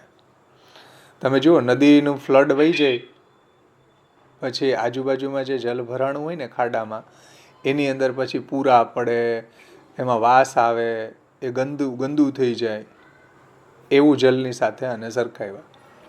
પછી ખાડાની અંદર એ જલ છે વાસ આવે, ગંદુ થઈ જાય, શેવાળ થાય, એમાં પૂરા જીવડા પડે, એ પીવાલાયક ન હોય. तो गड्ढे के जल गंदे जल के समान होता है. ऐसे वक्ता भले ही आरंभ में सांसारिक विषयों से जुड़े होने के कारण दुराचारी भी हो गए हों. सांसारिक વિષયોમાં આસક્ત હોવાના કારણે દુરાચારી પણ હોય, ભગવાનના ગુણોય ગાતા હોય, ભજન ગાતા હોય. तथापि यदि कभी कभार समय पर भगवान का भजन भी करते होते हैं, એટલે દુરાચારી હોય, સંસાર આસક્ત હોય, તોય ક્યારેક ક્યારેક એવા અવસર ઉપર એ ભગવાનના ગુણોય ગાતા હોય છે, ભગવાનનું ભજન करता હોય છે. तब भी ठीक बात थी, परंतु वो बात भी नहीं है, क्योंकि ऐसे व्यक्ति सदा सांसारिक विषयों में मत रहते हैं. अतः आप श्री इन्हें મત્તા એટલે મદમત, એના નશામાં ચકચૂર રહે છે. उल्टाओं एवं विषयों में मत रहने के कारण उन्हें ये अनुसंधान ही नहीं रहता है कि भगवान मेरे स्वामी हैं. ડ્રિંક કરવા વાળાને એવું થોડું જ્ઞાન હોય કે પ્રભુ મારા સ્વામી છે ને હું પ્રભુનો સેવક છું. આવું કંઈ ભાન હોતું નથી. આવા જે લોકો ડ્રિંક કરીને ભજન ગાતા હોય કે ભગવાનના ગુણો ગાતા હોય, જે સંસાર આસક્ત છે, વિષય આસક્ત છે, ઉલટા સ્ત્રીઓનો સંગ કરનારા છે, વૈશ્યાનો સંગ કરનારા છે, તો ઉनको મત હોકર ગાતે હૈ. મત થઈને એ લોકો ડ્રિંક કરીને ગાય છે. આવા પ્રસંગો ભાગવતજીની અંદર આવે છે કે મત થઈને ગાતા હતા. નલકુબેર ને મણિગ્રીવીનો જેવો છે ને, મત થઈ ગયેલા હતા. નારદજી આવ્યા તો એને ભાન ન રહ્યું કે મહાપુરુષ અહીંયા નીકળ્યા છે, કે વસ્ત્ર પરિધાન કરવા જોઈએ. એટલે નારદજીએ શ્રાપ આપી દીધો. તો એવા મત જે નશામાં ચકચૂર થઈને ગાતા હોય ઘણા લોકો, તો એને અહીંયા મહાપ્રભુજી સમજાવે છે કે એને ભગવાન મારા સ્વામી છે, હું એનો સેવક છું, ऐसा अनुसंधान नहीं रहता है. और भगवान मेरे स्वामी हैं और मैं उनका दास हूँ. ऐसे मद मत वक्ता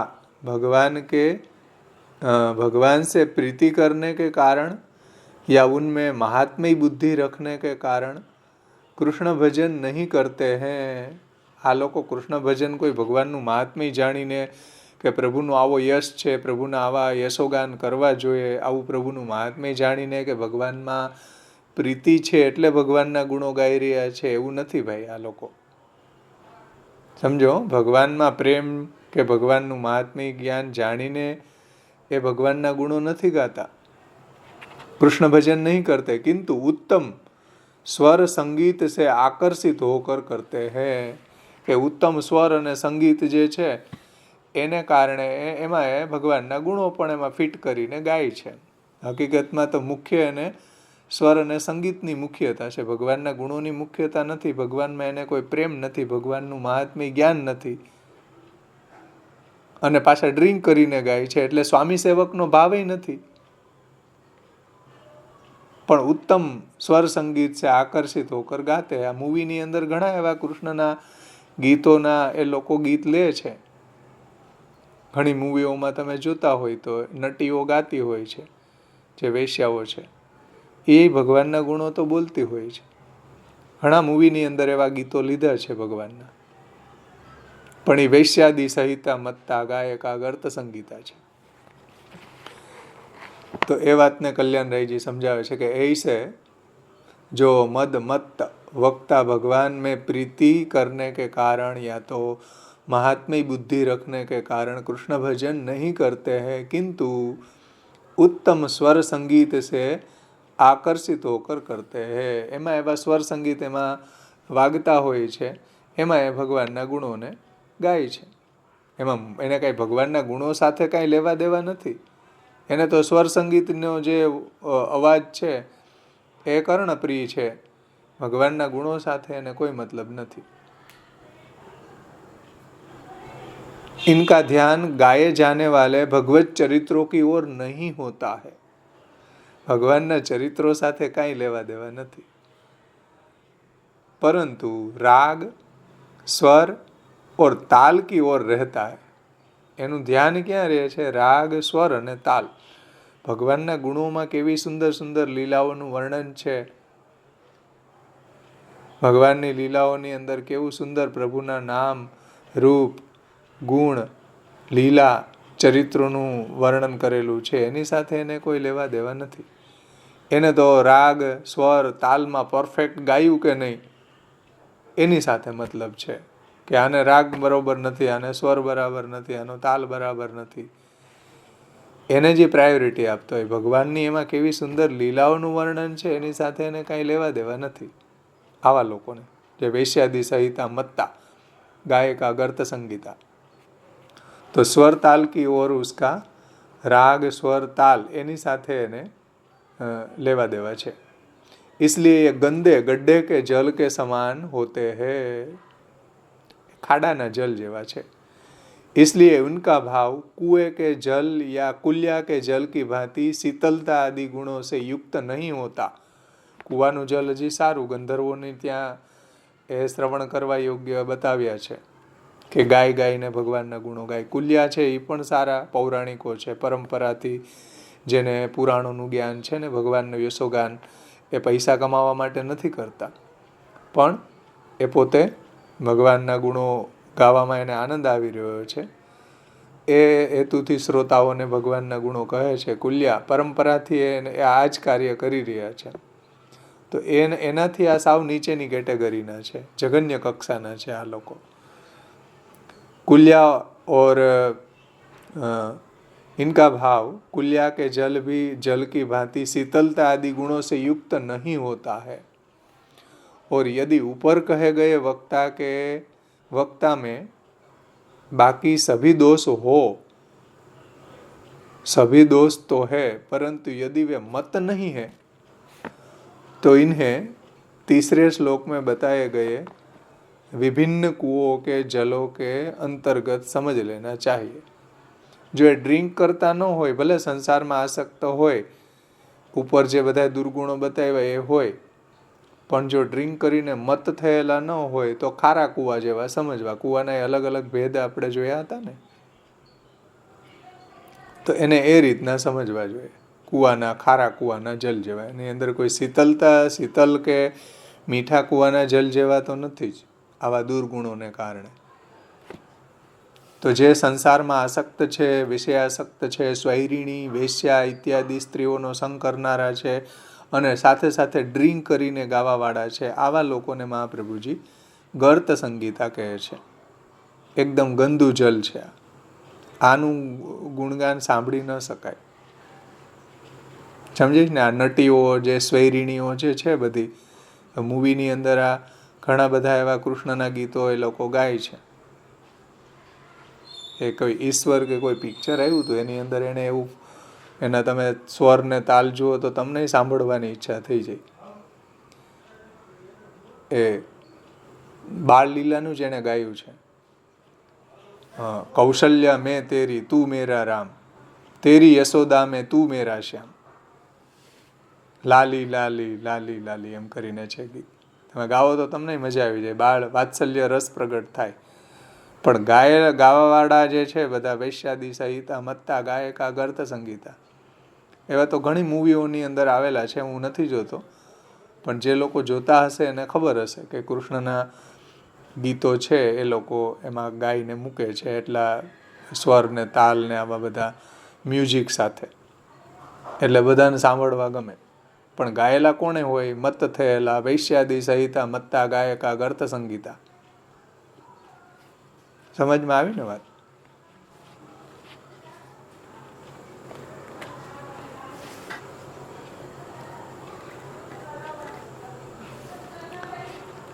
આ બાબતમાં શ્રી વલ્લભજી એક આજ્ઞા કરે છે. વલ્લભજી શું કહે છે? 2 લીટી જ છે. વલ્લભજી એમ કહે છે, પેજ નંબર 52 ઉપર શ્રી વલ્લભજી આ શ્લોકની ટીકામાં એમ આજ્ઞા કરે છે,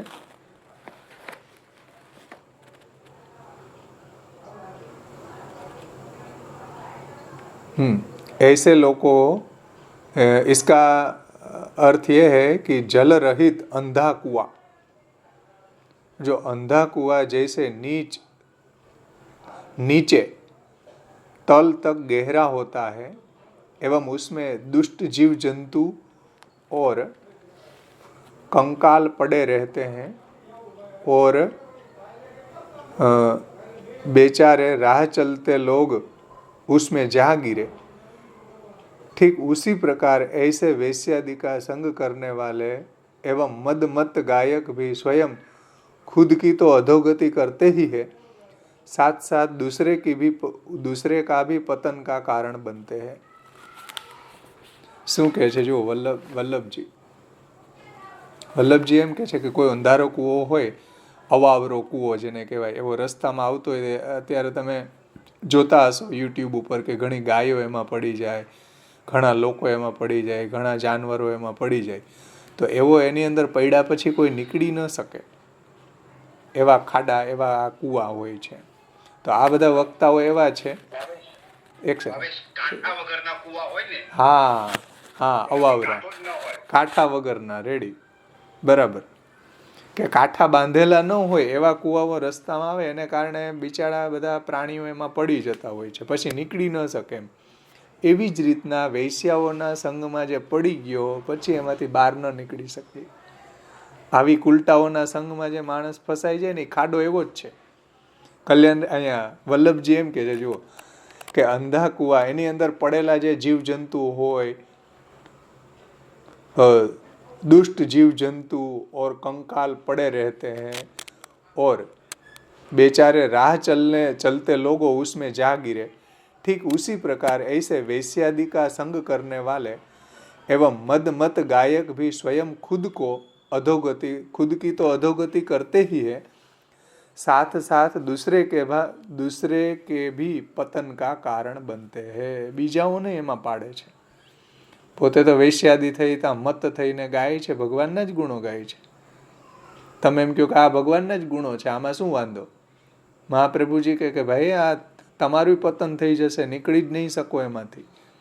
જે આવા લોકોના સંગમાં પડેલા છે ને, એ બધા ડ્રિંક કરતા શીખી ગયા, એ બધા આવી સ્વૈરીણી સ્ત્રીઓનો સંગમાં જ ફસાયેલા રહે છે. એ પછી એ ખાડામાં પડ્યા પછી જેમ કોઈ માણસ નીકળી ન શકે, એમ આવા લોકોના સંગમાં પડ્યા પછી કોઈ એમાંથી બહાર ન આવી શકે, એવું વલ્લભજી કહે છે. એ પોતાનું તો પતન થાય, બીજાનું પતન થાય, બીજાનું પતન કરે છે. આ વૈશ્યાદી સહિતા મત્તા ગાયકા ગર્ત સંગીતા, એ અવાહરા કુવાઓ જે બાંધા વગરના હોય ને એમાં પડે બધા. સમજાણું ને? એટલે આવા લોકો જ્યારે ગુણગાન કરતા હોય એનું શ્રવણ ન કરાય. ભલે ભગવાનના જ યશોગાન હોય, ભલે કૃષ્ણના જ હોય, કૌશલ્યા મેં તેરી તું મેરા રામ, તેરી યશોદા મેં તું મેરા શ્યામ, મસ્ત ગાયું જો એમાં હોય, એનો જે મ્યુઝિક ને ફાઇન વાત્સલ્ય રસ પ્રગટ થાય એવું. પણ ગાવાવાળાઓ છે વૈશ્યાદી સહિતા મત્તા ગાયકા ગર્ત સંગીતા છે ને.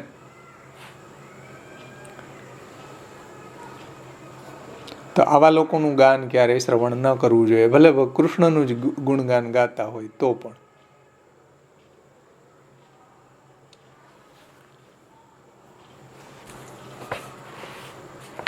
આમાં કોઈને કઈ પ્રશ્ન છે?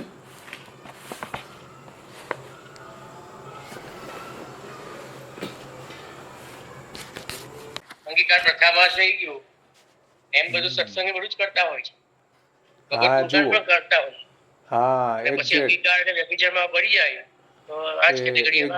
એક્ઝેક્ટ આપણા સંપ્રદાયની અંદર પણ આવી કુલટા સ્ત્રીઓ જે છે એના સંગમાં પડે, એ પાછા સત્સંગ કરતા હોય, ભગવાનના ગુણો ગાતા હોય, પણ એમાંથી નીકળી ન શકે. પછી આવા લોકોના મુખથી શ્રવણ કીર્તન વગેરે, ભલે ભગવાનનું જ શ્રવણ કીર્તન, કૃષ્ણનું જ ગુણગાન છે, પણ આવા લોકોના વ્યભિચાર ઇત્યાદિ કુલટા સ્ત્રીઓના સંગમાં પડીને પાછા એ લોકો ગાતા હોય છે. અને ભગવાનની લીલાઓને પણ એ લોકો પછી પોતાના જે દ્રષ્ટિ જે છે લૌકિક ભૌતિક કામાસક્ત દ્રષ્ટિથી લીલાઓને એવી જ રીતના જોવે પછી.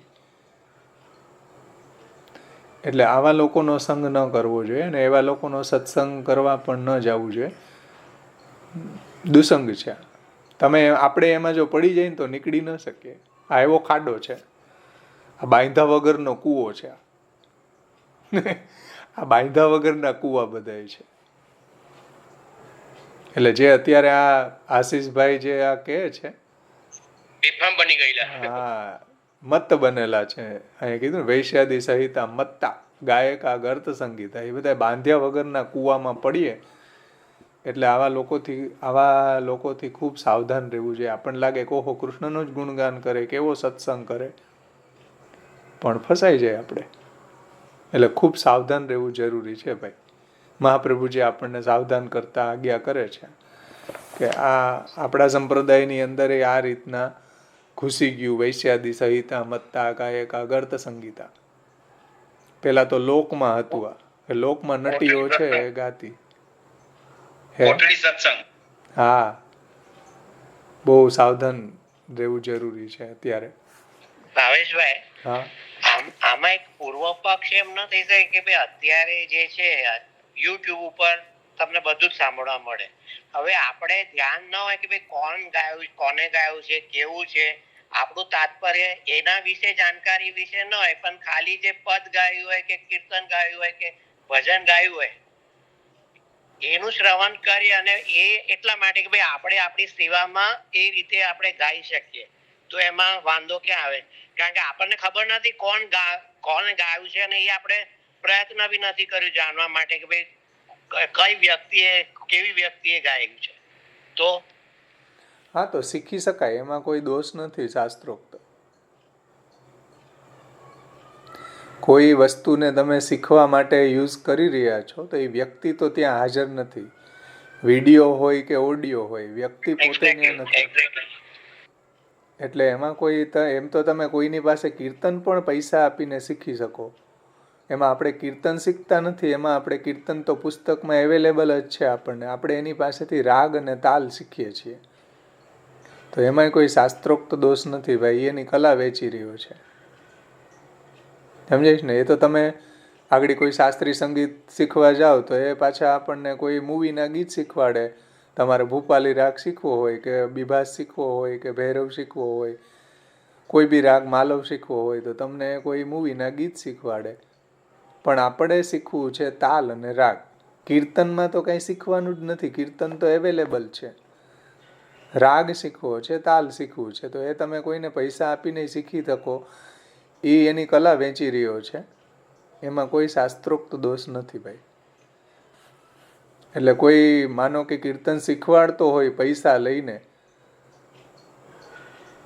તો એ કીર્તન નહીં પણ રાગ અને તાલ શીખવાડી રહ્યો છે, અને એ શીખવામાં કોઈ શાસ્ત્રોક્ત દોષ નથી. આપણે આપણા ઠાકોરજી માટે કીર્તન કોઈ શીખવું હોય તો એ રીતના રાગ અને તાલ પૈસા આપીને શીખી શકાય. એની કલા વેચી રહ્યો છે ભાઈ. નીચા ગણપતિ બનાવે પછી નહીં આવે. આઈ થિંક આ સેમ ક્વેશ્ચન નો ખુલાસો પુરુષોત્તમ બાવાએ એમના એક વચનામૃતમાં કરેલું છે કે ભાઈ દોષ નથી તમે એની પાસે શીખો તો, કારણ કે એનું પ્રોફેશન છે, એનું એ વેચી રહ્યો છે અને તમે શીખો છો એની પાસેથી. એ શીખવાના પૈસા તમે આપો છો. એ ભગવાનનું નામ વેચતો નથી હો ભાઈ. એની કલા નામે નથી લેતો, પણ એની કલા વેચે છે. એની કલા વેચે છે. હા, કલા વેચે છે. સમજો, હું મારા ખેતરની અંદર ઘઉં થયા હોય તો મેં મારી મહેનતથી ઘઉં કરેલા હોય તો હું વૈષ્ણવને ઘઉં આપી શકું કે નહીં, વેચી શકું કે નહીં? કોઈને પણ વેચી શકું, મારી મહેનત છે, મેં ઘઉં ઉત્પન્ન કર્યા. તો એવી રીતના કોઈ વ્યક્તિને સારું તાલ અને રાગ કે પખાવજ આવડતી હોય તો એની કલા વેચી રહ્યો છે, ભગવાનનું નામને નથી વેચતો. આપણે પૈસા આપીને શીખી શકાય, એમાં કોઈ શાસ્ત્રોક્ત દોષ નથી. એ તો તમે શાસ્ત્રીય સંગીતવાળા પાસે જાઓ તો તમને મૂવીનું તમારે રાગ અને તાલ શીખવા માટે તમને પહેલાં રાષ્ટ્રગીત શીખવાડે. રાગ તમારો પરફેક્ટ કરવા માટે સારેગામા કરે પહેલાં.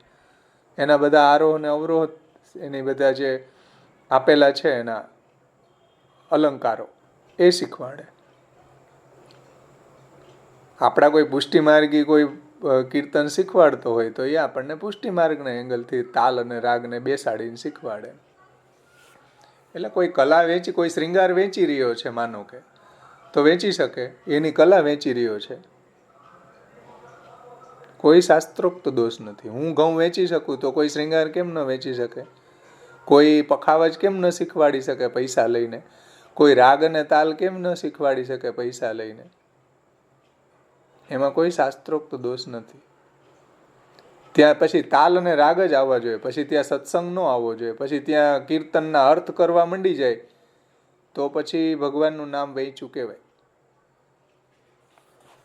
એટલે આ બધા જલભેદ ગ્રંથને બરોબર સમજીને પછી આને આપણે આગળ વધવું જોઈએ. સમજમાં આવી ને વાત? હા, બરાબર, એકદમ. કોઈની તમે માનો કે ભગવતી પ્રસાદ ગાંધર્વ છે તો પ્રોફેશનલ છે ભાઈ, પૈસા લઈને જેને પ્રોગ્રામના આટલી ફીસ હોય જ, પણ એમાંથી આપણે કીર્તન શીખવા હોય તો શીખી શકીએ, એમાં કોઈ શાસ્ત્રોક્ત દોષ નથી. આપણે કીર્તન ક્યાં શીખવું કે રાગ અને તાલ શીખવા? કીર્તન તો આપણી પાસે અવેલેબલ છે જ.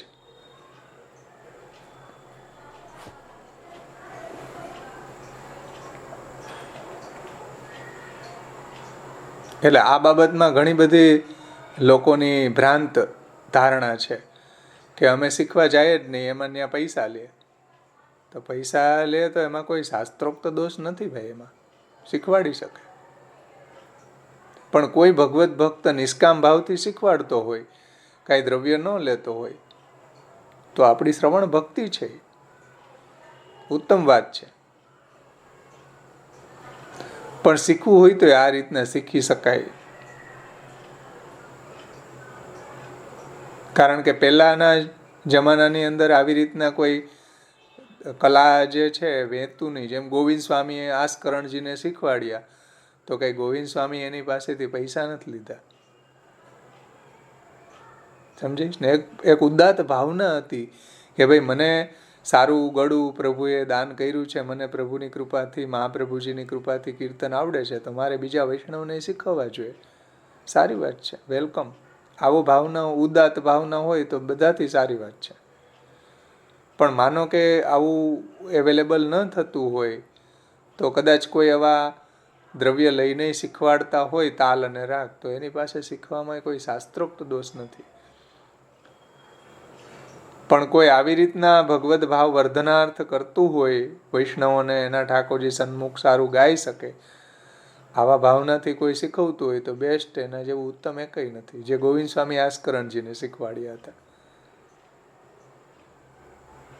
એ બહુ ઉદાત્ત ભાવના છે, બહુ ઠાકોરજીની પ્રસન્નતાની ભાવના છે.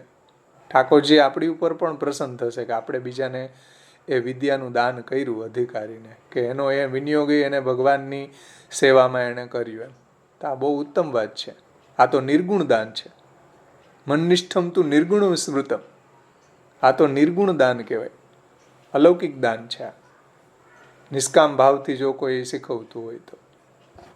એવા છે ઘણા ભગવત ભક્તો એવા છે કે નિષ્કામ ભાવથી શીખવાડે છે. બહુ સારી વાત છે, ઉત્તમ વાત છે. એનાથી શ્રેષ્ઠ કઈ વાત હોઈ શકે? એ આપણી શ્રવણ ભક્તિ પણ થશે, કીર્તન ભક્તિ પણ થશે.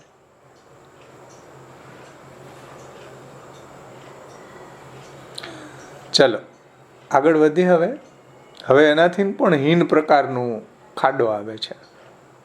આ તો નદીની આજુબાજુના ભરાયેલા ખાડા હતા, હવે તો ગર્ત આવે છે. જલાર્થમેવ ગર્તાસ્તુ નીચા ગાનો ઉપજીવીના.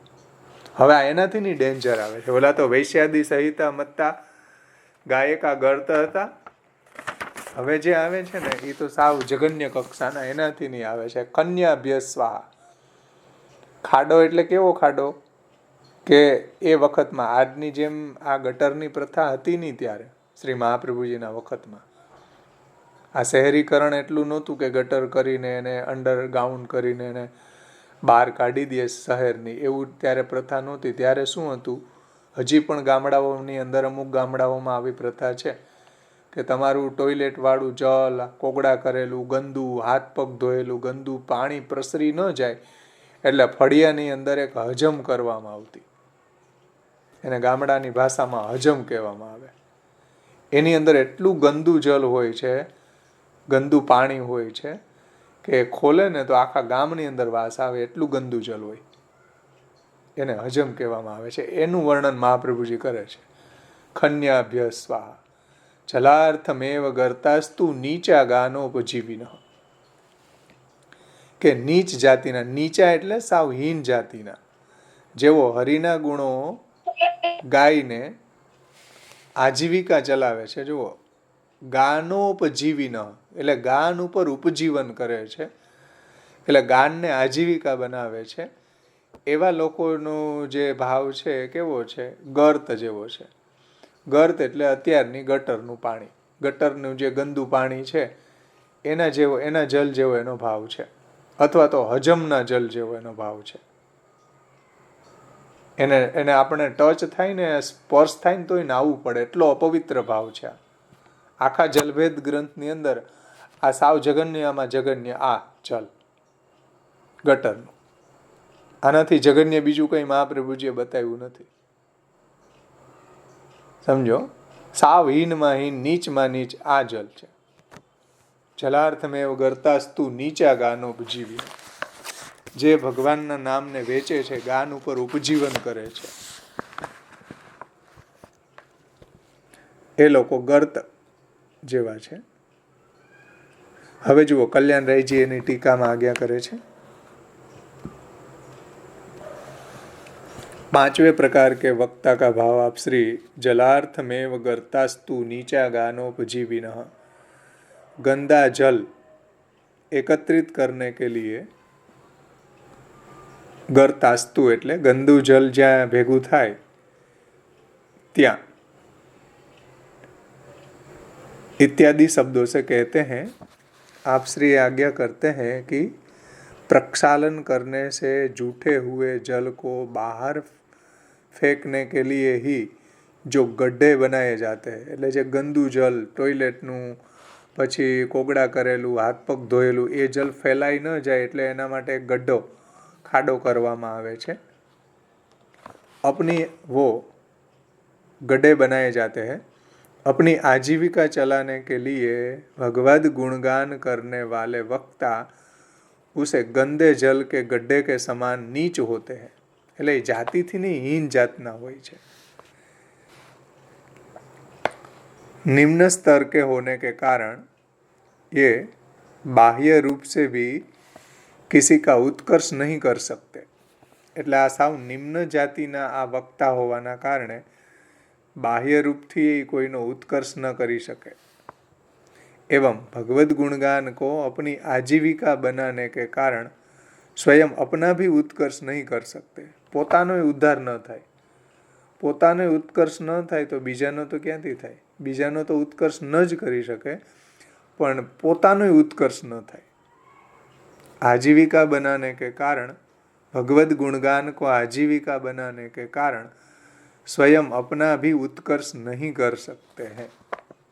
अतः ये जूठा जल एकत्रित करने के लिए बनाए गए गड्ढों के समान ही होते हैं और इसका भाव उस गड्ढे के गंदे जल जैसा ही होता है. इसलिए सज्जनों को इसका भाव ग्रहण नहीं करना चाहिए. જે સજ્જનો છે, જે ભગવાનના ભક્તો છે, એણે આવા લોકોની પાસેથી ગુણગાન ક્યારેય ન સાંભળવું. ભલે ભગવાનનું જ હોય, ભલે સારું ગાતા હોય, ભલે રસ નિષ્પત્તિ થાય એવું તાલ, રાગ અને પરફેક્ટ સ્વરમાં ગાતા હોય, તો પણ આવા લોકોનું ગુણગાનનું શ્રવણ કરવાથી તો એ નાહવું પડે ભાઈ, સ્નાન કરવું પડે, એટલું અપવિત્ર છે. સજ્જનોं को इसका भाव ग्रहण नहीं करना चाहिए. यह अर्थ है. કલ્યાણરાયજી કહે છે કે જે સત્પુરુષો છે એને આવા લોકોની વાણી ન સાંભળવી.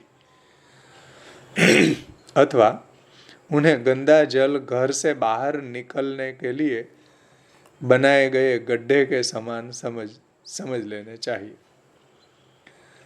यद्यपि गायकों की बात तो आचार्य चरण दूसरे श्लोक में ही पूरी कर चुके थे और अभी तो बात पौराणिक वक्ताओं की चल रही थी, परंतु पौराणिकों की बात कहने के पश्चात फिर वापस से गायकों की बात छेड़ने का अर्थ यह है कि पौराणिक वक्ता भी यदि आजीविका चलाने के लिए भगवत गुणानुवाद करते हो तो वे भी गंदे जल के गड्ढे के સમાન ही है। એટલે પૌરાણિકો પણ જો ધંધો કરતા હોય, ભગવાનના ગુણો ગાઈને પૈસા કમાવા માટે ભગવાનના ગુણો ગાતા હોય તો પૌરાણિકો પણ આના જેવા સમજવા। જલાર્થમેવ ગર્તાસ્તુ નીચા ગાનોપજીવિન, એ ગાયકોની વાત જ ચાલે છે તો એને પણ આવા સમજવા। જે ઢાઢી લીલા છે, માળા પેરામણી છે, આમાં જે કીર્તનો ગાતા હોય પૈસા લેવા માટે, ઢાઢી લીલામાં ગાઈને પૈસા કમાતા હોય, કીર્તનોના પ્રોગ્રામની અંદર જે લોકો પૈસા એના ફિક્સ હોય એની રેટ આટલા થશે, અમારે અહીંયા છે કે 2 કલાકના એ લોકો 2,500 રૂપિયા, 2,500-3,000 રૂપિયા લે કીર્તન ગાવાના। તો આવા લોકોનું કીર્તન તમે ગાઓ, જો સાંભળો તો એને તાલ, રાગ, સ્વર પરફેક્ટ હોય, પણ સાંભળો એટલે સ્નાન કરવું પડે, એટલું અપવિત્ર છે। ભક્તિ તો ન જ વધે, ભક્તિ વધવાની વાત તો દૂર રહી, પરંતુ આપણી થોડી ભક્તિ હૃદયમાં સંચિત થઈ હોય એનો નાશ થઈ જાય। એટલે આવા લોકો પાસેથી ક્યારેય ભગવાનનું ગુણગાન સાંભળવું નહીં। જે આજીવિકા માટે પ્રભુના યશોગાન ગાતા હોય એવા લોકોનું ગુણગાન ન સાંભળી શકાય ભાઈ। સમજમાં આવે છે ને વાત?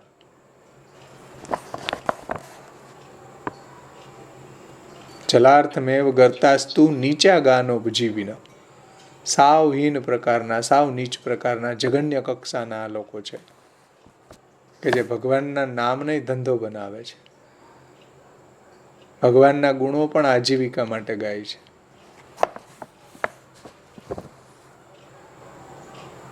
જે ભગવાનના ગુણો મહાપ્રભુજી એમ કહે છે કે ગુણગાને સુખાવાપ્તિ ગોવિંદસ્ય પ્રજાયતે યથા તથા સુકાદીનામ નૈવાત્મની કુતોન્યત।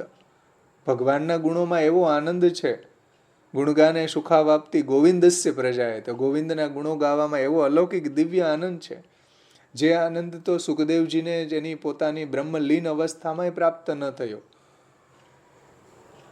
એટલે તો એ સુખદેવજી પોતે ભાગવતજીની અંદર કહે છે કે ભાઈ હું નિર્ગુણ અવસ્થામાં છું, મારી અવિદ્યા ચાલી ગઈ છતાં પણ ઇત્થમ ભૂત ગુણો હરિના ગુણો જેવા છે કે મારા મનને આકર્ષે છે।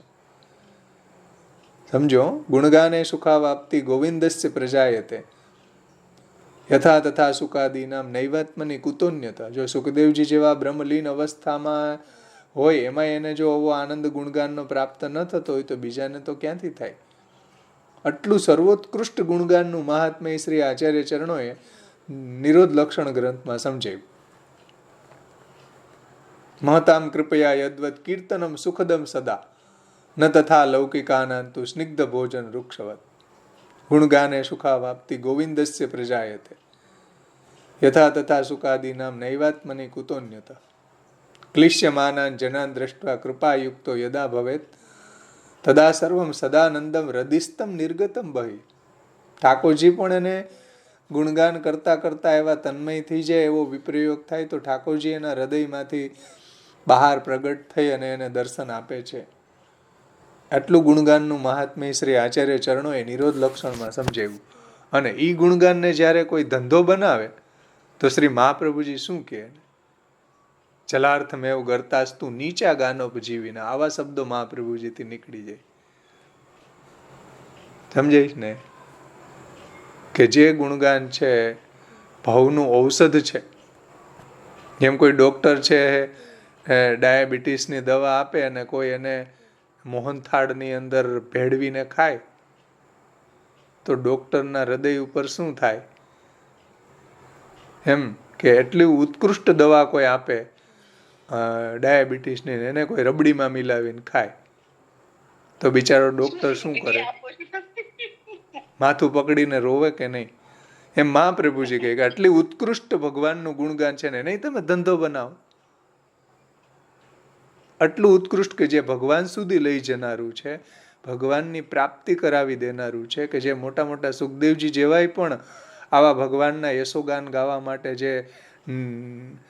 જે નિર્ગુણ અવસ્થા જેને પ્રાપ્ત થઈ ગઈ, જેની અવિદ્યા ચાલી ગઈ, પરિનિષ્ઠિતોપી નૈર્ગુણ્યમ, સમજો એવી કક્ષાવાળા જે સુખદેવજી પણ આવા યશોગાન ગાવા માટે લાલાયિત છે, અને એવા ગુણગાનનો ધંધો. ઉત્તમ શ્લોક લીલે. હા, ઉત્તમ શ્લોક લીલયા, બોલો. ઉત્તમ શ્લોક લીલા ગાવા માટે સુખદેવજી છે આકર્ષાય છે. કેમ? ઇત્થમ ભૂત ગુણો હરિ, કેમ કે હરિના ગુણો જેવા છે કે આવા બ્રહ્મા લીન જે છે, અક્ષર બ્રહ્મ રૂપની અવસ્થાને તો પ્રાપ્ત કરી ચૂકેલા છે, એવા હરિના ગુણો ગાવા માટે તો એને વિશેષ આનંદ પ્રાપ્ત થાય છે. સુખદેવજી જેવાય એમાં આકર્ષાય છે. કેમ કે ઇત્થમ ભૂત ગુણો હરિ. કેટલા હરિના ગુણોનું મહાત્મ્ય આચાર્ય ચરણોએ નિરોધ લક્ષણમાં સમજાવ્યું છે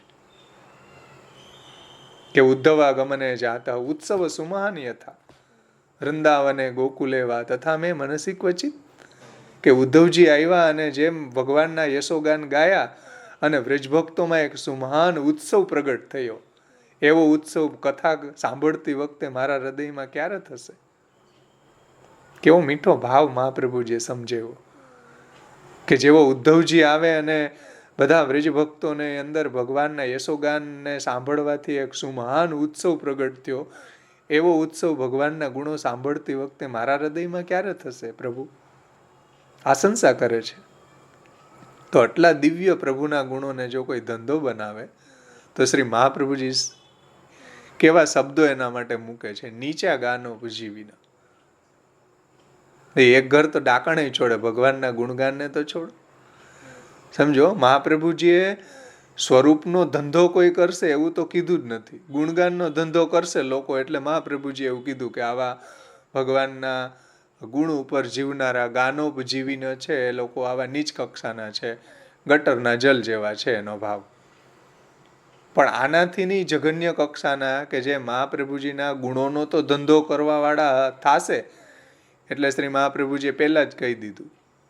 પણ સ્વરૂપનો ધંધો કરવાવાળા થશે એવું તો મહાપ્રભુજીને ખબર નહીં હોય કે જે ઠાકોરજીનો ધંધો કરશે. ગુણગાનનો તો ધંધો, ઠાકોરજીની સેવાનો ધંધો, ઠાકોરજીના રાજભોગના ધંધો, ઠાકોરજીના પલ્લાનો ધંધો, ઠાકોરજીના હિંડોળાનો ધંધો. હા, કે સ્વરૂપનો ધંધો કરશે, બોલો. એવી તો કલ્પના નહીં હોય કે સ્વરૂપનો ધંધો કરશે. તો એને શું મહાપ્રભુજી આજ્ઞા કરત હોત? તો ધગધગતું શીશુ પીને આત્મઘાત કરવાની જ આજ્ઞા કરત. સમજાય ને? અમુક પ્રાયશ્ચિત એવા મનુસ્મૃતિમાં યાજ્ઞવલ્ક સ્મૃતિમાં બતાવ્યો કે એવું જે અનિવાર્ય એનું પ્રાયશ્ચિત જ ન હોય એવું એને પાપ કર્યું હોય ને તો એને ગરમ ગરમ તેલ પીને એને પોતાનું પ્રાણ ત્યાગી દેવા. તો આવા લોકો જે સ્વરૂપનો ધંધો કરે ને એને આવું જ આજ્ઞા કરે મહાપ્રભુજી કે ધગધગતું શીશુ પીને દેહ છોડી દેવો. તો એ જ એનું પ્રયાસ છે, ઠાકોરજીના સ્વરૂપનો ધંધો કરવાનો. સમજમાં આવે ને? કે આવા જે ગુણગાન કરનારા છે એને મહાપ્રભુજી એમ કહે છે કે ગટરના જલ જેવા છે ને, એનું જો સાંભળી લે, કાનમાં એ ઘૂસે એનું, તો કાન બંધ કરી દેવા જોઈએ. ત્યાંથી નીકળીએ ને ત્યારે કાનમાં અંદર ઘૂસે ને તો પહેરેલા કપડે સ્નાન કરવું જોઈએ. એટલું અપવિત્ર ભગવાનનું ગાન એ કરી રહ્યા છે, આજીવિકા માટે કરી રહ્યા છે. એટલે ભગવાનના ગુણો ગાય છે, ભગવાનનું જ યશો ગાન કરે છે, કૃષ્ણના જ ગુણો ગાય છે. પણ છે આટલા જઘન્ય લોકો.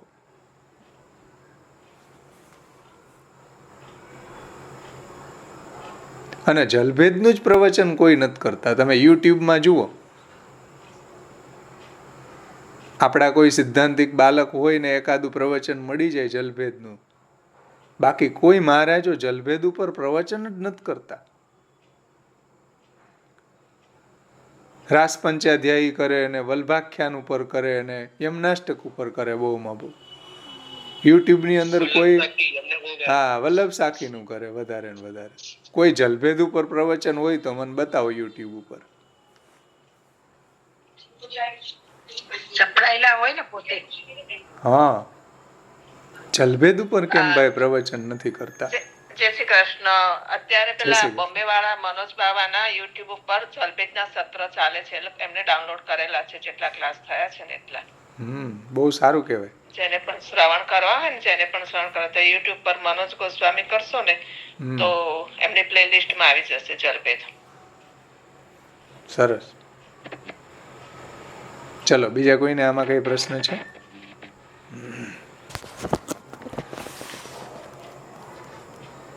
સમજમાં આવે છે ને મહાપ્રભુજીની વાત?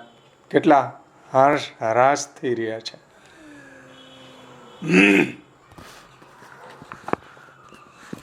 તમને એમ કે આપણે તો યશોગાન સાંભળીએ ને એમાં શું વાંધો, ભગવાનના ગુણો જ છે ને, નાખો કાનમાં.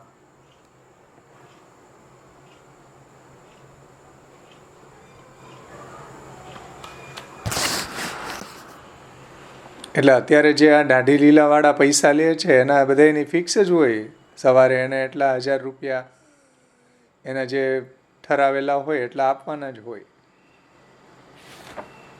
માળા પેરામણીની અંદર આવું જ પ્રયોજન છે, પૈસા કમાવાનું. બાળકોના પ્રવચનો હોય, ક્યારેક શિબિરો હોય તો એ સાંભળવામાં દોષ ખરો? આજીવિકા માટે ન કરતા હોવા જોઈએ. પ્રવચન કર્યા પછી ચરણ સ્પર્શ આપીને ભેટ ભેગી કરતા હોય તો ન કરાય.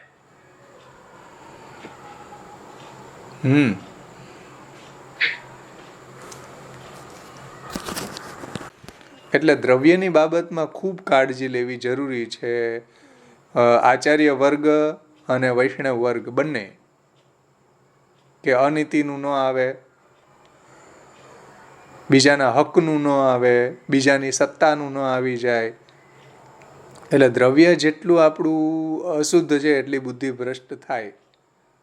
સમજમાં આવ્યું ને? મહાપ્રભુજી પણ રસ્તામાંથી મોહર મળી તો એ ચરણ ભેટ ન સ્વીકારી. મહાપ્રભુજી એના સેવકો સિવાય કોઈનું દ્રવ્ય નહોતા લેતા. એલાવ જ નથી ભાઈ. એટલે દ્રવ્યની બાબતમાં તો ખૂબ કાળજી લેવી જરૂરી છે, નહીતર બુદ્ધિ તરત જ ભ્રષ્ટ થઈ જાય. સમજાઈશ ને? જેવું દ્રવ્ય એવું અન્ન, જેવું અન્ન એવું મન. કાકા વલ્લભજીના વચનામૃતમાં પ્રસંગ છે કે ભાઈ એક બ્રાહ્મણ હતા, સારા વેદ પાઠી બ્રાહ્મણ, પુરાણ પાઠી બ્રાહ્મણ હતા. તો એની પત્ની હતી એ પણ પતિવ્રતા સ્ત્રી હતી, પતિની આજ્ઞાકારિણી હતી. પણ એનો પુત્ર જે એવો હતો કે નાનો હતો અને એ ગાયને કાપવાની રમત રમતો હતો. ગારાના રમકડા પહેલા હતા ને, પહેલા તો રમતો એવી હતી કે ગારાના રમકડા માટીની ગાયોથી રમતા બધા, અમે રમતા. તો માટીની ગાય બનાવીને કાપી રહ્યો છે. તો બ્રાહ્મણને આ જોયું, આ રમત એની જોઈ તો બ્રાહ્મણને ડાઉટ ગયો કે આ મારું બ્લડ નથી, મારા રેતસથી ઉત્પન્ન નથી થયું, આ કોઈ લાવારીસ છે, કોઈ વર્ણશંકર છે. તો એની પત્નીને ખૂબ ફોસલાવીને પૂછ્યું કે ભાઈ આ કોઈ બીજું મારું બીજ નથી એમ. તો એની પત્ની તો પતિવ્રતા છે, એને કહ્યું કે નહીં, આ આપણો જ પુત્ર છે, પણ કંઈક આમાં પ્રોબ્લેમ છે, હવે તમે શોધો. તો એને પહેલી લિંક ક્યાંથી શોધી? દ્રવ્ય ક્યાંથી આવ્યું? તો જ્યાં એ કથા વાંચવા માટે ગયા હતા એણે પૂછ્યું કે ભાઈ આ દ્રવ્ય તમે મને આપ્યું દક્ષિણામાં, એ કોનું છે, ક્યાંથી આવ્યું, કઈ રીતના તમે મને આ કથા બેસાડીને આ દક્ષિણા આપી? તો કથા જ્યાં જે યજમાન હતા એણે કીધું કે એક કસાઈ હતા, એ કસાઈ છે પોતાનું દ્રવ્ય મારી પાસે થાપણ મૂકીને બીજે ચાલ્યા ગયા તીર્થયાત્રાએ, અને ત્યાં એનો દેહાવસાન થઈ ગયો. હવે આ દ્રવ્યને શું કરવું? તો અમને એમ થયું કે ચાલો કથા આપણે બેસાડીને એમાં એને વિનિયોગ કરી દે. તો એ કસાઈનું દ્રવ્ય હતું, અને કસાઈનું દ્રવ્ય બ્રાહ્મણને દક્ષિણામાં આપવામાં આવ્યું ને એ બ્રાહ્મણ દક્ષિણા એ દ્રવ્યથી જે એને અન્ન લીધું એ અન્ન એ કસાઈનું દ્રવ્ય છે, કસાઈનું અન્ન છે, પેટમાં ગયું છોકરાના, એની બુદ્ધિ ભ્રષ્ટ થઈ ગઈ, ગાયોને કાપવાની વૃત્તિ થઈ. તો દ્રવ્યને કારણે આ બુદ્ધિ ભ્રષ્ટ થઈ. દ્રવ્ય બુદ્ધિ બધાની ભ્રષ્ટ કરી નાખે. ભીષ્મ જેવાની કરી નાખે, દ્રોણાચાર્ય જેવા મહાન હસ્તીઓ, શાસ્ત્ર જ્ઞાતાઓ, એની બુદ્ધિ ભ્રષ્ટ થઈ જાય. સમજાઈશ ને? એટલે દ્રવ્યની બાબતમાં ખૂબ કેર લેવી ભાઈ. ભલે આપણે વધારે મોજશોખ ન કરીએ, વધારે ફેસિલિટી ન ભોગવીએ, ચાલશે, પણ અનીતિનું, અન્યાયનું, બીજાનું દિલ દુભાવીને લઈ આવેલું, ચોરી, પાપ, આવી આજીવિકા કરીને લાવેલું દ્રવ્ય બુદ્ધિ ભ્રષ્ટ કરે જ. બીજાની સત્તાનું, બીજાની, આપણા ભલે આપણા ભાઈઓનું હોય કે આપણા પણ એ જે ભાગ એનો મળતો હોય એ આપણે એનો પડાવી લઈએ. ભાયુ ભાગની અંદર પરંપરાથી જે એનું આપણે હડપ કરી જાય એ દ્રવ્ય ઠાકોરજી અંગીકાર ન કરે. કન્યા વિક્રયનું, છોકરીના લગ્ન થયા ને પછી પાછી આવી ગઈ ને પછી માગીએ 25 લાખ 40 લાખ, એ કન્યા વિક્રયનું દ્રવ્ય. એમાં તો કીડા જ દેખાય, પછી એ પ્રસાદ ન થાય. વાર્તા પ્રસંગમાં આવે ને કે કીડા દેખાણા ભગવદીને. હા, એ પ્રસાદ હતો, ઠાકોરજીને ધરેલો જ હતો, એમાં શું વાંધો? પણ એ ઠાકોરજી આરોગ્ય નહીં. વિરક્ત વૈષ્ણવને દેખાયા, આખા ગામને તો મોહનથાળ દેખાતા હતા, મઠડી દેખાતી હતી. બોલો, ખાલી પેલા વિરક્ત વૈષ્ણવને ઠાકોરજીએ બતાવ્યું, પેલો ઉભા થઈ ગયા. હા, મહાપ્રસાદ તો વૈષ્ણવ બેસી રહ્યો. હા, રાતના સપનામાં આવ્યું, મેં તો માંસ માંથી લોહી પીધું છે એમ કે, એને સપનામાં બતાવ્યું ઠાકોરજીએ. જ્યારે આખા ગામને કશું નથી થયું. હા, એ બેઠું છે. બરાબર. વાર્તા પ્રસંગમાં જુઓ તમે, એ કન્યા વિક્રયનું દ્રવ્ય હતું, ભાવ પ્રકાશમાં. કન્યા વિક્રયનું દ્રવ્ય. તો આવું દ્રવ્ય ભાઈ ઠાકોરજીને શા માટે ધરાવો? ભલે ને થોડું તમે ધરાવો, સમર્પણ કરો. આપણી પાસે જેટલું છે એટલું સમર્પણ કરીએ. અને આપણા ભગવદીએ તો છોલા સુધી સમર્પણ કર્યું હતું, જીવન નિર્વાહ કર્યો હતો. આવી તો આપણી, મને નથી લાગતું કે કોઈ વૈષ્ણવ એટલો નિષ્કિંચન હોય.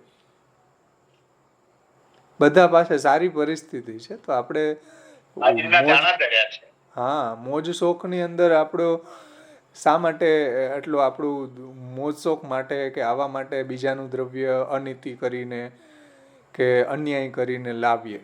દ્રવ્ય શુદ્ધિ પહેલા હોવી જરૂરી છે ભાઈ. એ જે પુષ્ટિ માર્ગ. સમજાઈશ ને?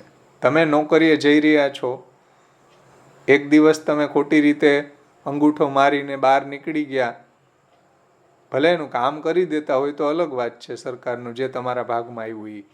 પણ તમે કામ ન કર્યું ને તમે તે દિવસનો પગાર લીધો, એ પગાર ઠાકોરજી અંગીકાર ન કરે શાસ્ત્રના દ્રષ્ટિથી, મહાપ્રભુજીની દ્રષ્ટિથી. કારણ કે તે દિવસે તમે કામ નથી કર્યું, એ પગાર તમે લઈ ન શકો. સરકારનું દ્રવ્ય કામ કરી દીધું હોય, તમે એની સેટિંગ 1-2 દિવસમાં આગળ પાછળ કરી દેતા હોય તમે, તમારી ભાગમાં જે આવી રહ્યો છે, તો અલગ વાત છે. બાકી કોઈ પણ જગ્યાએ, આ તો એક નોકરીની વાત મેં તમને કરી. પેલા દ્રવ્યની બાબતમાં ખૂબ અવેરનેસ રાખવી ખૂબ જરૂરી છે. નહીતર આપણી બુદ્ધિ ભ્રષ્ટ થયા વગર રહે નહીં, આપણી ભક્તિ ન વધે. પછી આપણને લાગે કે એટલું કરીએ, આપણું કેમ ભગવાનમાં મન નથી લાગતું, ચિત્ત કેમ નથી લાગતું, ચેતસ્તત પ્રવણમ કેમ નથી થતું, ભક્તિ કેમ નથી વધતી. પણ ભાઈ, દ્રવ્યનો તો વિચાર કરો કે નહીં? તમે સત્સંગ કરી રહ્યા છો, એની અંદર કોઈ કયા પ્રયોજનથી કરાવી રહ્યું છે? અમારા ગામમાં એક સત્સંગ ઘણા વર્ષથી ચાલે, પણ હજી કોઈનો અન્યાશ્રય નથી છૂટ્યો. એ ગરડ પડી ગઈ, ભાઈ સત્સંગ કરવો, સાંભળવો, પણ આચરણમાં મૂકવાનું કાંઈ નહીં. તો આવા લોકોથી આગળ આવશે હજી, કે અન્યાશ્રય કરતા હોય એવા લોકો જ્યારે ભગવાનની કથા કહેશે, તો એની કથા સાંભળવાથી શું થાય? તો શ્રી મહાપ્રભુજી કહે છે કે 2 મિનિટથી વધારે એની ઇફેક્ટ ન રહે. એટલે દ્રવ્યની બાબતમાં જેમ કથા સાંભળવાની બાબતમાં કેર લેવી જોઈએ એમ દ્રવ્યની બાબતમાં એટલી જ કેર લેવી જરૂરી છે. ઠાકોરજી એમ નથી કહેતા કે મને આટલો વૈભવ જોઈએ ને જોઈએ. ગમે ત્યાં આગળ જઈને ખાનપાન ન કરવું જોઈએ, ભલે વૈષ્ણવ હોય, આપણે ચેતી જવું ભાઈ શું કરે છે શું નહીં કરીને. જરૂરી છે. એની આજીવિકા શું છે એ જાણવું જરૂરી છે. નહીતર આ કન્યા વિક્રયની જેમ મોહનથાળ જે છે આપણને તો કીડા દેખાય નહીં, આપણે તો ખાઈ જાય. એટલે તો જય શ્રી કૃષ્ણ ભાવેશભાઈ, તો આ છે ને હવે અત્યારે વલ્લભનો ઉત્સવ ચાલે છે બરાબર, તો બધા વૈષ્ણવો કેવું કરે કે ગિફ્ટ આપશે, એમાં ઠાકોરજીની માળાઓ આપશે ને કઈક ઠાકોરજીને રિલેટેડ આપશે, કોઈ કઈક વાસણ જ આપશે. તો પછી આપણે એને કેવી રીતે લેવું કે ના લેવું, અને જો એ કઈ આપે તો એને કયા દ્રવ્યમાં લઈ શકાય પછી? પણ એવો પ્રકાર છે નહીં ક્યાંય એવી ગિફ્ટ આપવાનો, વાસણ આપવાનો, એ બધો લૌકિક વ્યવહાર છે. તો એ આપણાથી લઈને યુઝ થાય, અને એની સાથે સાથે ઠાકોરજીની વાર્તામાં ઠાકોરજી કે છે એક વૈષ્ણવ પાસેથી લઈને બીજો વૈષ્ણવ ધરે છે તો અંગીકાર કરતો નથી. એના ફૂલે ન લેવા જોઈએ, બીજાની સત્તાનો કેમ લેવાય? અંગીકાર ન કરે. કિશોરીબાઈની વાર્તામાં પણ આવે છે ને, કાને લાત મારી દીધો તો ને. કાને લાત નથી મારી, અંગીકાર નથી કર્યું. ઠાકોરજીએ ના પાડી કે હું આરોગ્ય નથી એમ. અંગીકાર નથી કરતા. એટલે મહાપ્રભુજીના 16 ગ્રંથ અધ્યયન એટલે કરવા જરૂરી છે. આપણને લાગે કે સેવા કરો સેવા કરો સેવા કરો. ભાઈ સેવા કઈ રીતના કરવી, કયા રૂલ્સ સાથે કરવી, મહાપ્રભુજીએ શું રૂલ્સ ને રેગ્યુલેશન 16 ગ્રંથમાં સમજાવ્યા છે એ પહેલા સમજવા જોઈએ, પછી સેવાની વાત આવે. શાસ્ત્રમ અવગત્યમ મનોવાગ દેહી કૃષ્ણ સેવ્ય. તમે એમ કહો કે અંતે તો બધી 16 ગ્રંથ ભણીને સેવા જ કરવાની ને, હા, પરંતુ જ્યાં સુધી 16 ગ્રંથ નહીં હોય ને ત્યાં સુધી એવી સેવા છે મહાપ્રભુજીને અભિપ્રેત સેવા નહીં હોય, પુષ્ટિ માર્ગી સેવા નહીં હોય, જે મહાપ્રભુજીએ 16 ગ્રંથમાં કે સિદ્ધાંત મુક્તાવલીમાં કે ભક્તિવર્ધનીમાં કે નિરોધ લક્ષણ કે ચતુશ્લોકીમાં સમજાવેલી છે, એવી નહીં હોય. પછી મહાપ્રભુજી એની ગેરંટી નથી લેતા કે તમને હવે શું ફલ થશે. યાદૃશી સેવના પ્રોક્તા તત્સિદ્ધો ફલમ ઉચ્યતે. જેઓ તમે યમનાષ્ટકથી લઈને યમનાષ્ટક, બાલબોધ, સિદ્ધાંત મુક્તાવલી, પુષ્ટિ પ્રવાહ, મર્યાદા ભેદ, સિદ્ધાંત રહસ્ય, નવરત્ન, અંતઃકરણ પ્રબોધ, વિવેક, ધૈર્યાશ્રય, કૃષ્ણાશ્રય, ચતુશ્લોકી, ભક્તિવર્ધની, જલભેદ, પંચપદ્યાની ને સંન્યાસ નિર્ણયમાં બતાવેલા પ્રકારે જો સેવા તમે કરી હશે તો હવે તમને શું ફલાનુભૂતિ થશે સેવા કરતા કરતા, એનું વર્ણન હવે હું કરવા જઈ રહ્યો છું. તમે એમ કહો કે અમારે 16 ગ્રંથનું શું કામ, બોલો હવે અમને શું ફલ મળશે? તો મહાપ્રભુજી કે ભાઈ મને ખબર નથી. સમજાય ને? તમે 16 ગ્રંથ પ્રમાણે જો સેવા, ભગવત સેવા કરી હોય તો હું તમને બતાવી શકું કે સેવાયામ ફલત્રયમ અલૌકિક સામર્થ્યમ સાયુજ્યમ સેવા ઉપયોગી દેહો વૈકુંઠ આદિ શું. આપણે એમ કહીએ કે અમે 16 ગ્રંથ આવીને અમારે શું લેવા દેવા, તોય અમે પાછા પુષ્ટિ માર્ગી. મહાપ્રભુજી કે ભાઈ જવા દો ને, હવે તમે મને શું પૂછવા આવ્યા? એટલા ઇમ્પોર્ટન્સ છે મહાપ્રભુજીની વાણી, મહાપ્રભુજીના ગ્રંથો. એ ન સમજવાને કારણે આપણી ભક્તિ નથી વધતી, એ ન સમજવાને કારણે આપણું સેવામાં ચિત્ત પ્રવણ નથી થતું. ઘણા મરજાદીઓ 50 વર્ષ સેવા કરીને અત્યારે એને ફ્રસ્ટ્રેશન આવ્યું, ઠાકોરજીની સેવામાં આનંદ નથી આવતો. અરે ભાઈ વ્યસન થઈ જવું જોઈએ હવે તો, આટલા વર્ષ સેવા કરી તો કેમ આનંદ નથી આવતો? હવે અત્યારે કેમ હતાશા આવે, ફ્રસ્ટ્રેશન આવે, ડિપ્રેશન આવે? આ જ કારણ, મહાપ્રભુજીની ઉપદિષ્ટ પ્રણાલી પ્રમાણે સેવા નથી કરી. શ્રીમદાચાર્ય માર્ગેણ નાન્ય નાપી કદાચન ન ફલાર્થમ ન ભોગાર્થમ ન પ્રતિષ્ઠા પ્રસિદ્ધએ. હરિરેજી શિક્ષાપત્રમાં કે કોઈ પ્રતિષ્ઠા માટે નહીં કરો, કોઈ ફલ માટે નહીં કરો, કોઈ પ્રસિદ્ધિ માટે નહીં કરો, કોઈ લાભ પૂજાર્થ નહીં કરો. શ્રીમદાચાર્ય માર્ગેણ નાન્ય નાપી કદાચન, બીજી રીતે કરો જ નહીં. મહાપ્રભુજીએ જે આજ્ઞા કરી એ જ રીતના કરવી પડશે. શુદ્ધ ભાવ સદા પ્રાપ્યો રચાતું એ પ્રયોજન. હા, જો એટલે હરિરાયજી અને આપણા મહાપ્રભુજી જે આપણા પુરુષોત્તમજી ગોકુલનાથજી વગેરે આચાર્યોએ આજ્ઞા કરી એને આપણે બહુ સિરિયસ લેવી જરૂરી છે. મનગણત ન ચાલે. પુષ્ટિ માર્ગમાં તમે આવી ગયા કે હવે અમે મનગણત ચાલશું, અમે અમારી રીતે, તો મહાપ્રભુજી કહે કે ભાઈ બીજા માર્ગમાં જાઓ. સામાન્ય સ્કૂલમાં જાઓ ને તો એડમિશન લેતી વખતે પહેલાં તમને બધી જ એનું શિસ્ત સમજાવવામાં આવે, એનો ડ્રેસ કોડ બધું જ સમજાવવામાં આવે. તો આપણે એમ કે અમારે કાંઈ તમારી સ્કૂલના રૂલ્સ રેગ્યુલેશન અમે નહીં પાડીએ બોલો, તો સ્કૂલવાળાએ કહી દે ને કે તો ગેટ આઉટ થઈ જાઓ ભાઈ. એમ મહાપ્રભુજી કહી દે. हाँ जय श्री भावेश भाई, अभी आपने बोला अन्न दोष, ये अन्न दोष जो आपने एग्जाम्पल सब बताया ना, तो मैंने मर्यादा मार्ग में भी देखा है. अन्न दोष के कारण ऊंचे ऊंचे पद पे बैठे हुए जो सन्यास, बराबर, ऊंचा पद સુધી પહોંચેલા એ નીચે પડેલા છે. अन्न दोष के कारण मतलब महाप्रभु ने इतने सटीक लिखा है क्या खाना क्या नहीं खाना है. हम कीर्तन होता है वहाँ खा लेते हैं, बट गलत है वो, मुझे पता चलता. ગમે એટલી ઊંચા પહોંચેલા છે ને નીચે પડેલા છે. ભીષ્મ જેવાય નીચે પડેલા છે. પછી તો વાત એટલે અન્નદોષ છે ને. અન્ન ખાધું. હા હા, એટલે જ તો પ્રોબ્લેમ થઈ ને. એટલે એ ભક્તોનો પક્ષ ન લઈ શકાય, સમજાઈશ ને.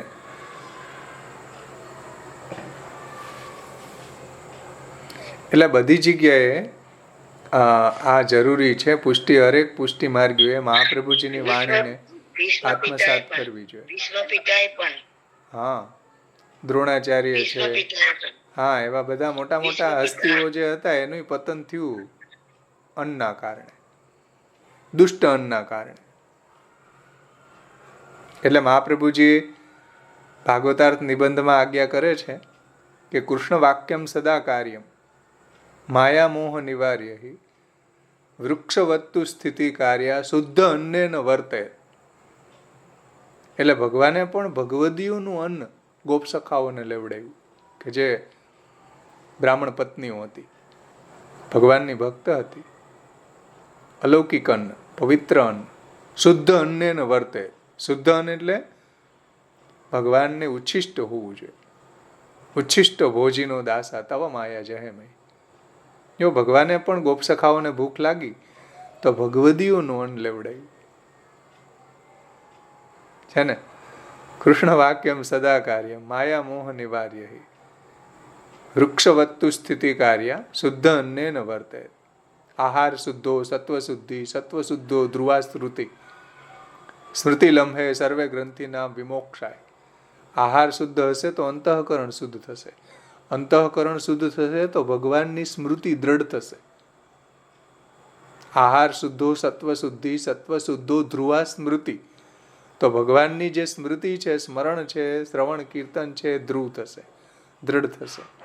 ધ્રુવા સ્મૃતિ સ્મૃતિ લંબે સર્વે ગ્રંથિના વિમોક્ષાય. જો એ સ્મૃતિ લાભ પ્રાપ્ત થયો તો બધી અવિદ્યાના બંધનો દૂર થઈ જશે. બધી જગ્યાએ ઉપનિષદ એમ કહે છે, ભાગવત એમ કહે છે, મહાપ્રભુજી આપણને એ જ વાત કરી છે. અને બધા આપણા ભગવદીઓના પ્રસંગોમાં પણ આ રહસ્ય આપણને સમજમાં આવે છે. સમજાઈશ ને. કોઈ એવી રીતના બીજાનું દ્રવ્ય લઈ નથી લીધું. જ્યાં જ્યાં લીધું છે ત્યાં ત્યાં એને ઠાકોરજીએ ના પાડી છે. બધે પ્રસંગોમાં જો જ્યાં લીધું ત્યાં મહાપ્રભુજીએ પણ એને ના પાડી દીધી કે આ તારી સત્તાનું નથી, આ તને રસ્તામાંથી મોહર મળી છે, એ તું ચરણ ભેટ તરીકે હું એનો સ્વીકાર ન કરું, જે બીજાનું દ્રવ્ય છે. સમજાઈશ ને વાત. કોઈનું દ્રવ્ય, કૃષ્ણદાસ અધિકારી જુઓ તમે, ચરણ એ જે ભેટ લેવા જતા, ભલે શ્રીનાથજીની, મીરાબાઈની ભેટ ના પાડી દીધી. જે મીરાબાઈ પણ પાસે ઘણા બ્રાહ્મણો ત્યાં દ્રવ્ય માટે બેઠા હતા.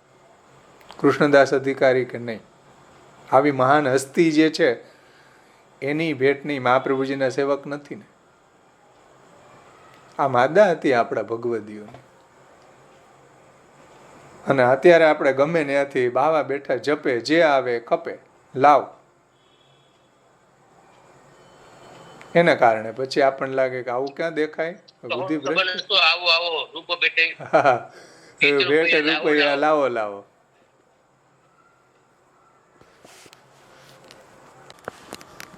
આશ્રયનું પદ બોલી આપણે સમાપન કરીએ. ચેતીને ચાલવું ખૂબ જરૂરી છે ભાઈ અત્યારે, નહીંતર આપણું ભક્તિ માર્ગમાં આવીએ ને તો ભક્તિ માર્ગની અંદર આપણે જો ધ્યાન ન રાખીએ તો આપણું પતન થઈ શકે છે. તો આશ્રયનું પદ બોલીએ. મહાપ્રભુજીના ચરણ કમળના આશ્રયથી જ આમાં બચી શકાય છે. કાલે આચાર્યજીના પ્રાગટ્યોત્સવની બધાને ખૂબ ખૂબ હાર્દિક બધાઈ. અને મહાપ્રભુજી આપણી ઉપર એવી કૃપા કરે કે આપણે મહાપ્રભુજીની વાણી પ્રમાણે જ આપણું જીવન બને. આપણે ક્યાંય મહાપ્રભુજીના સિદ્ધાંત વિરુદ્ધ ન જાય એવી મહાપ્રભુજીના ચરણ કમળમાં સહૃદય પ્રાર્થના સાથે આશ્રયનું પદ બોલીને આપણે સમાપન કરીએ.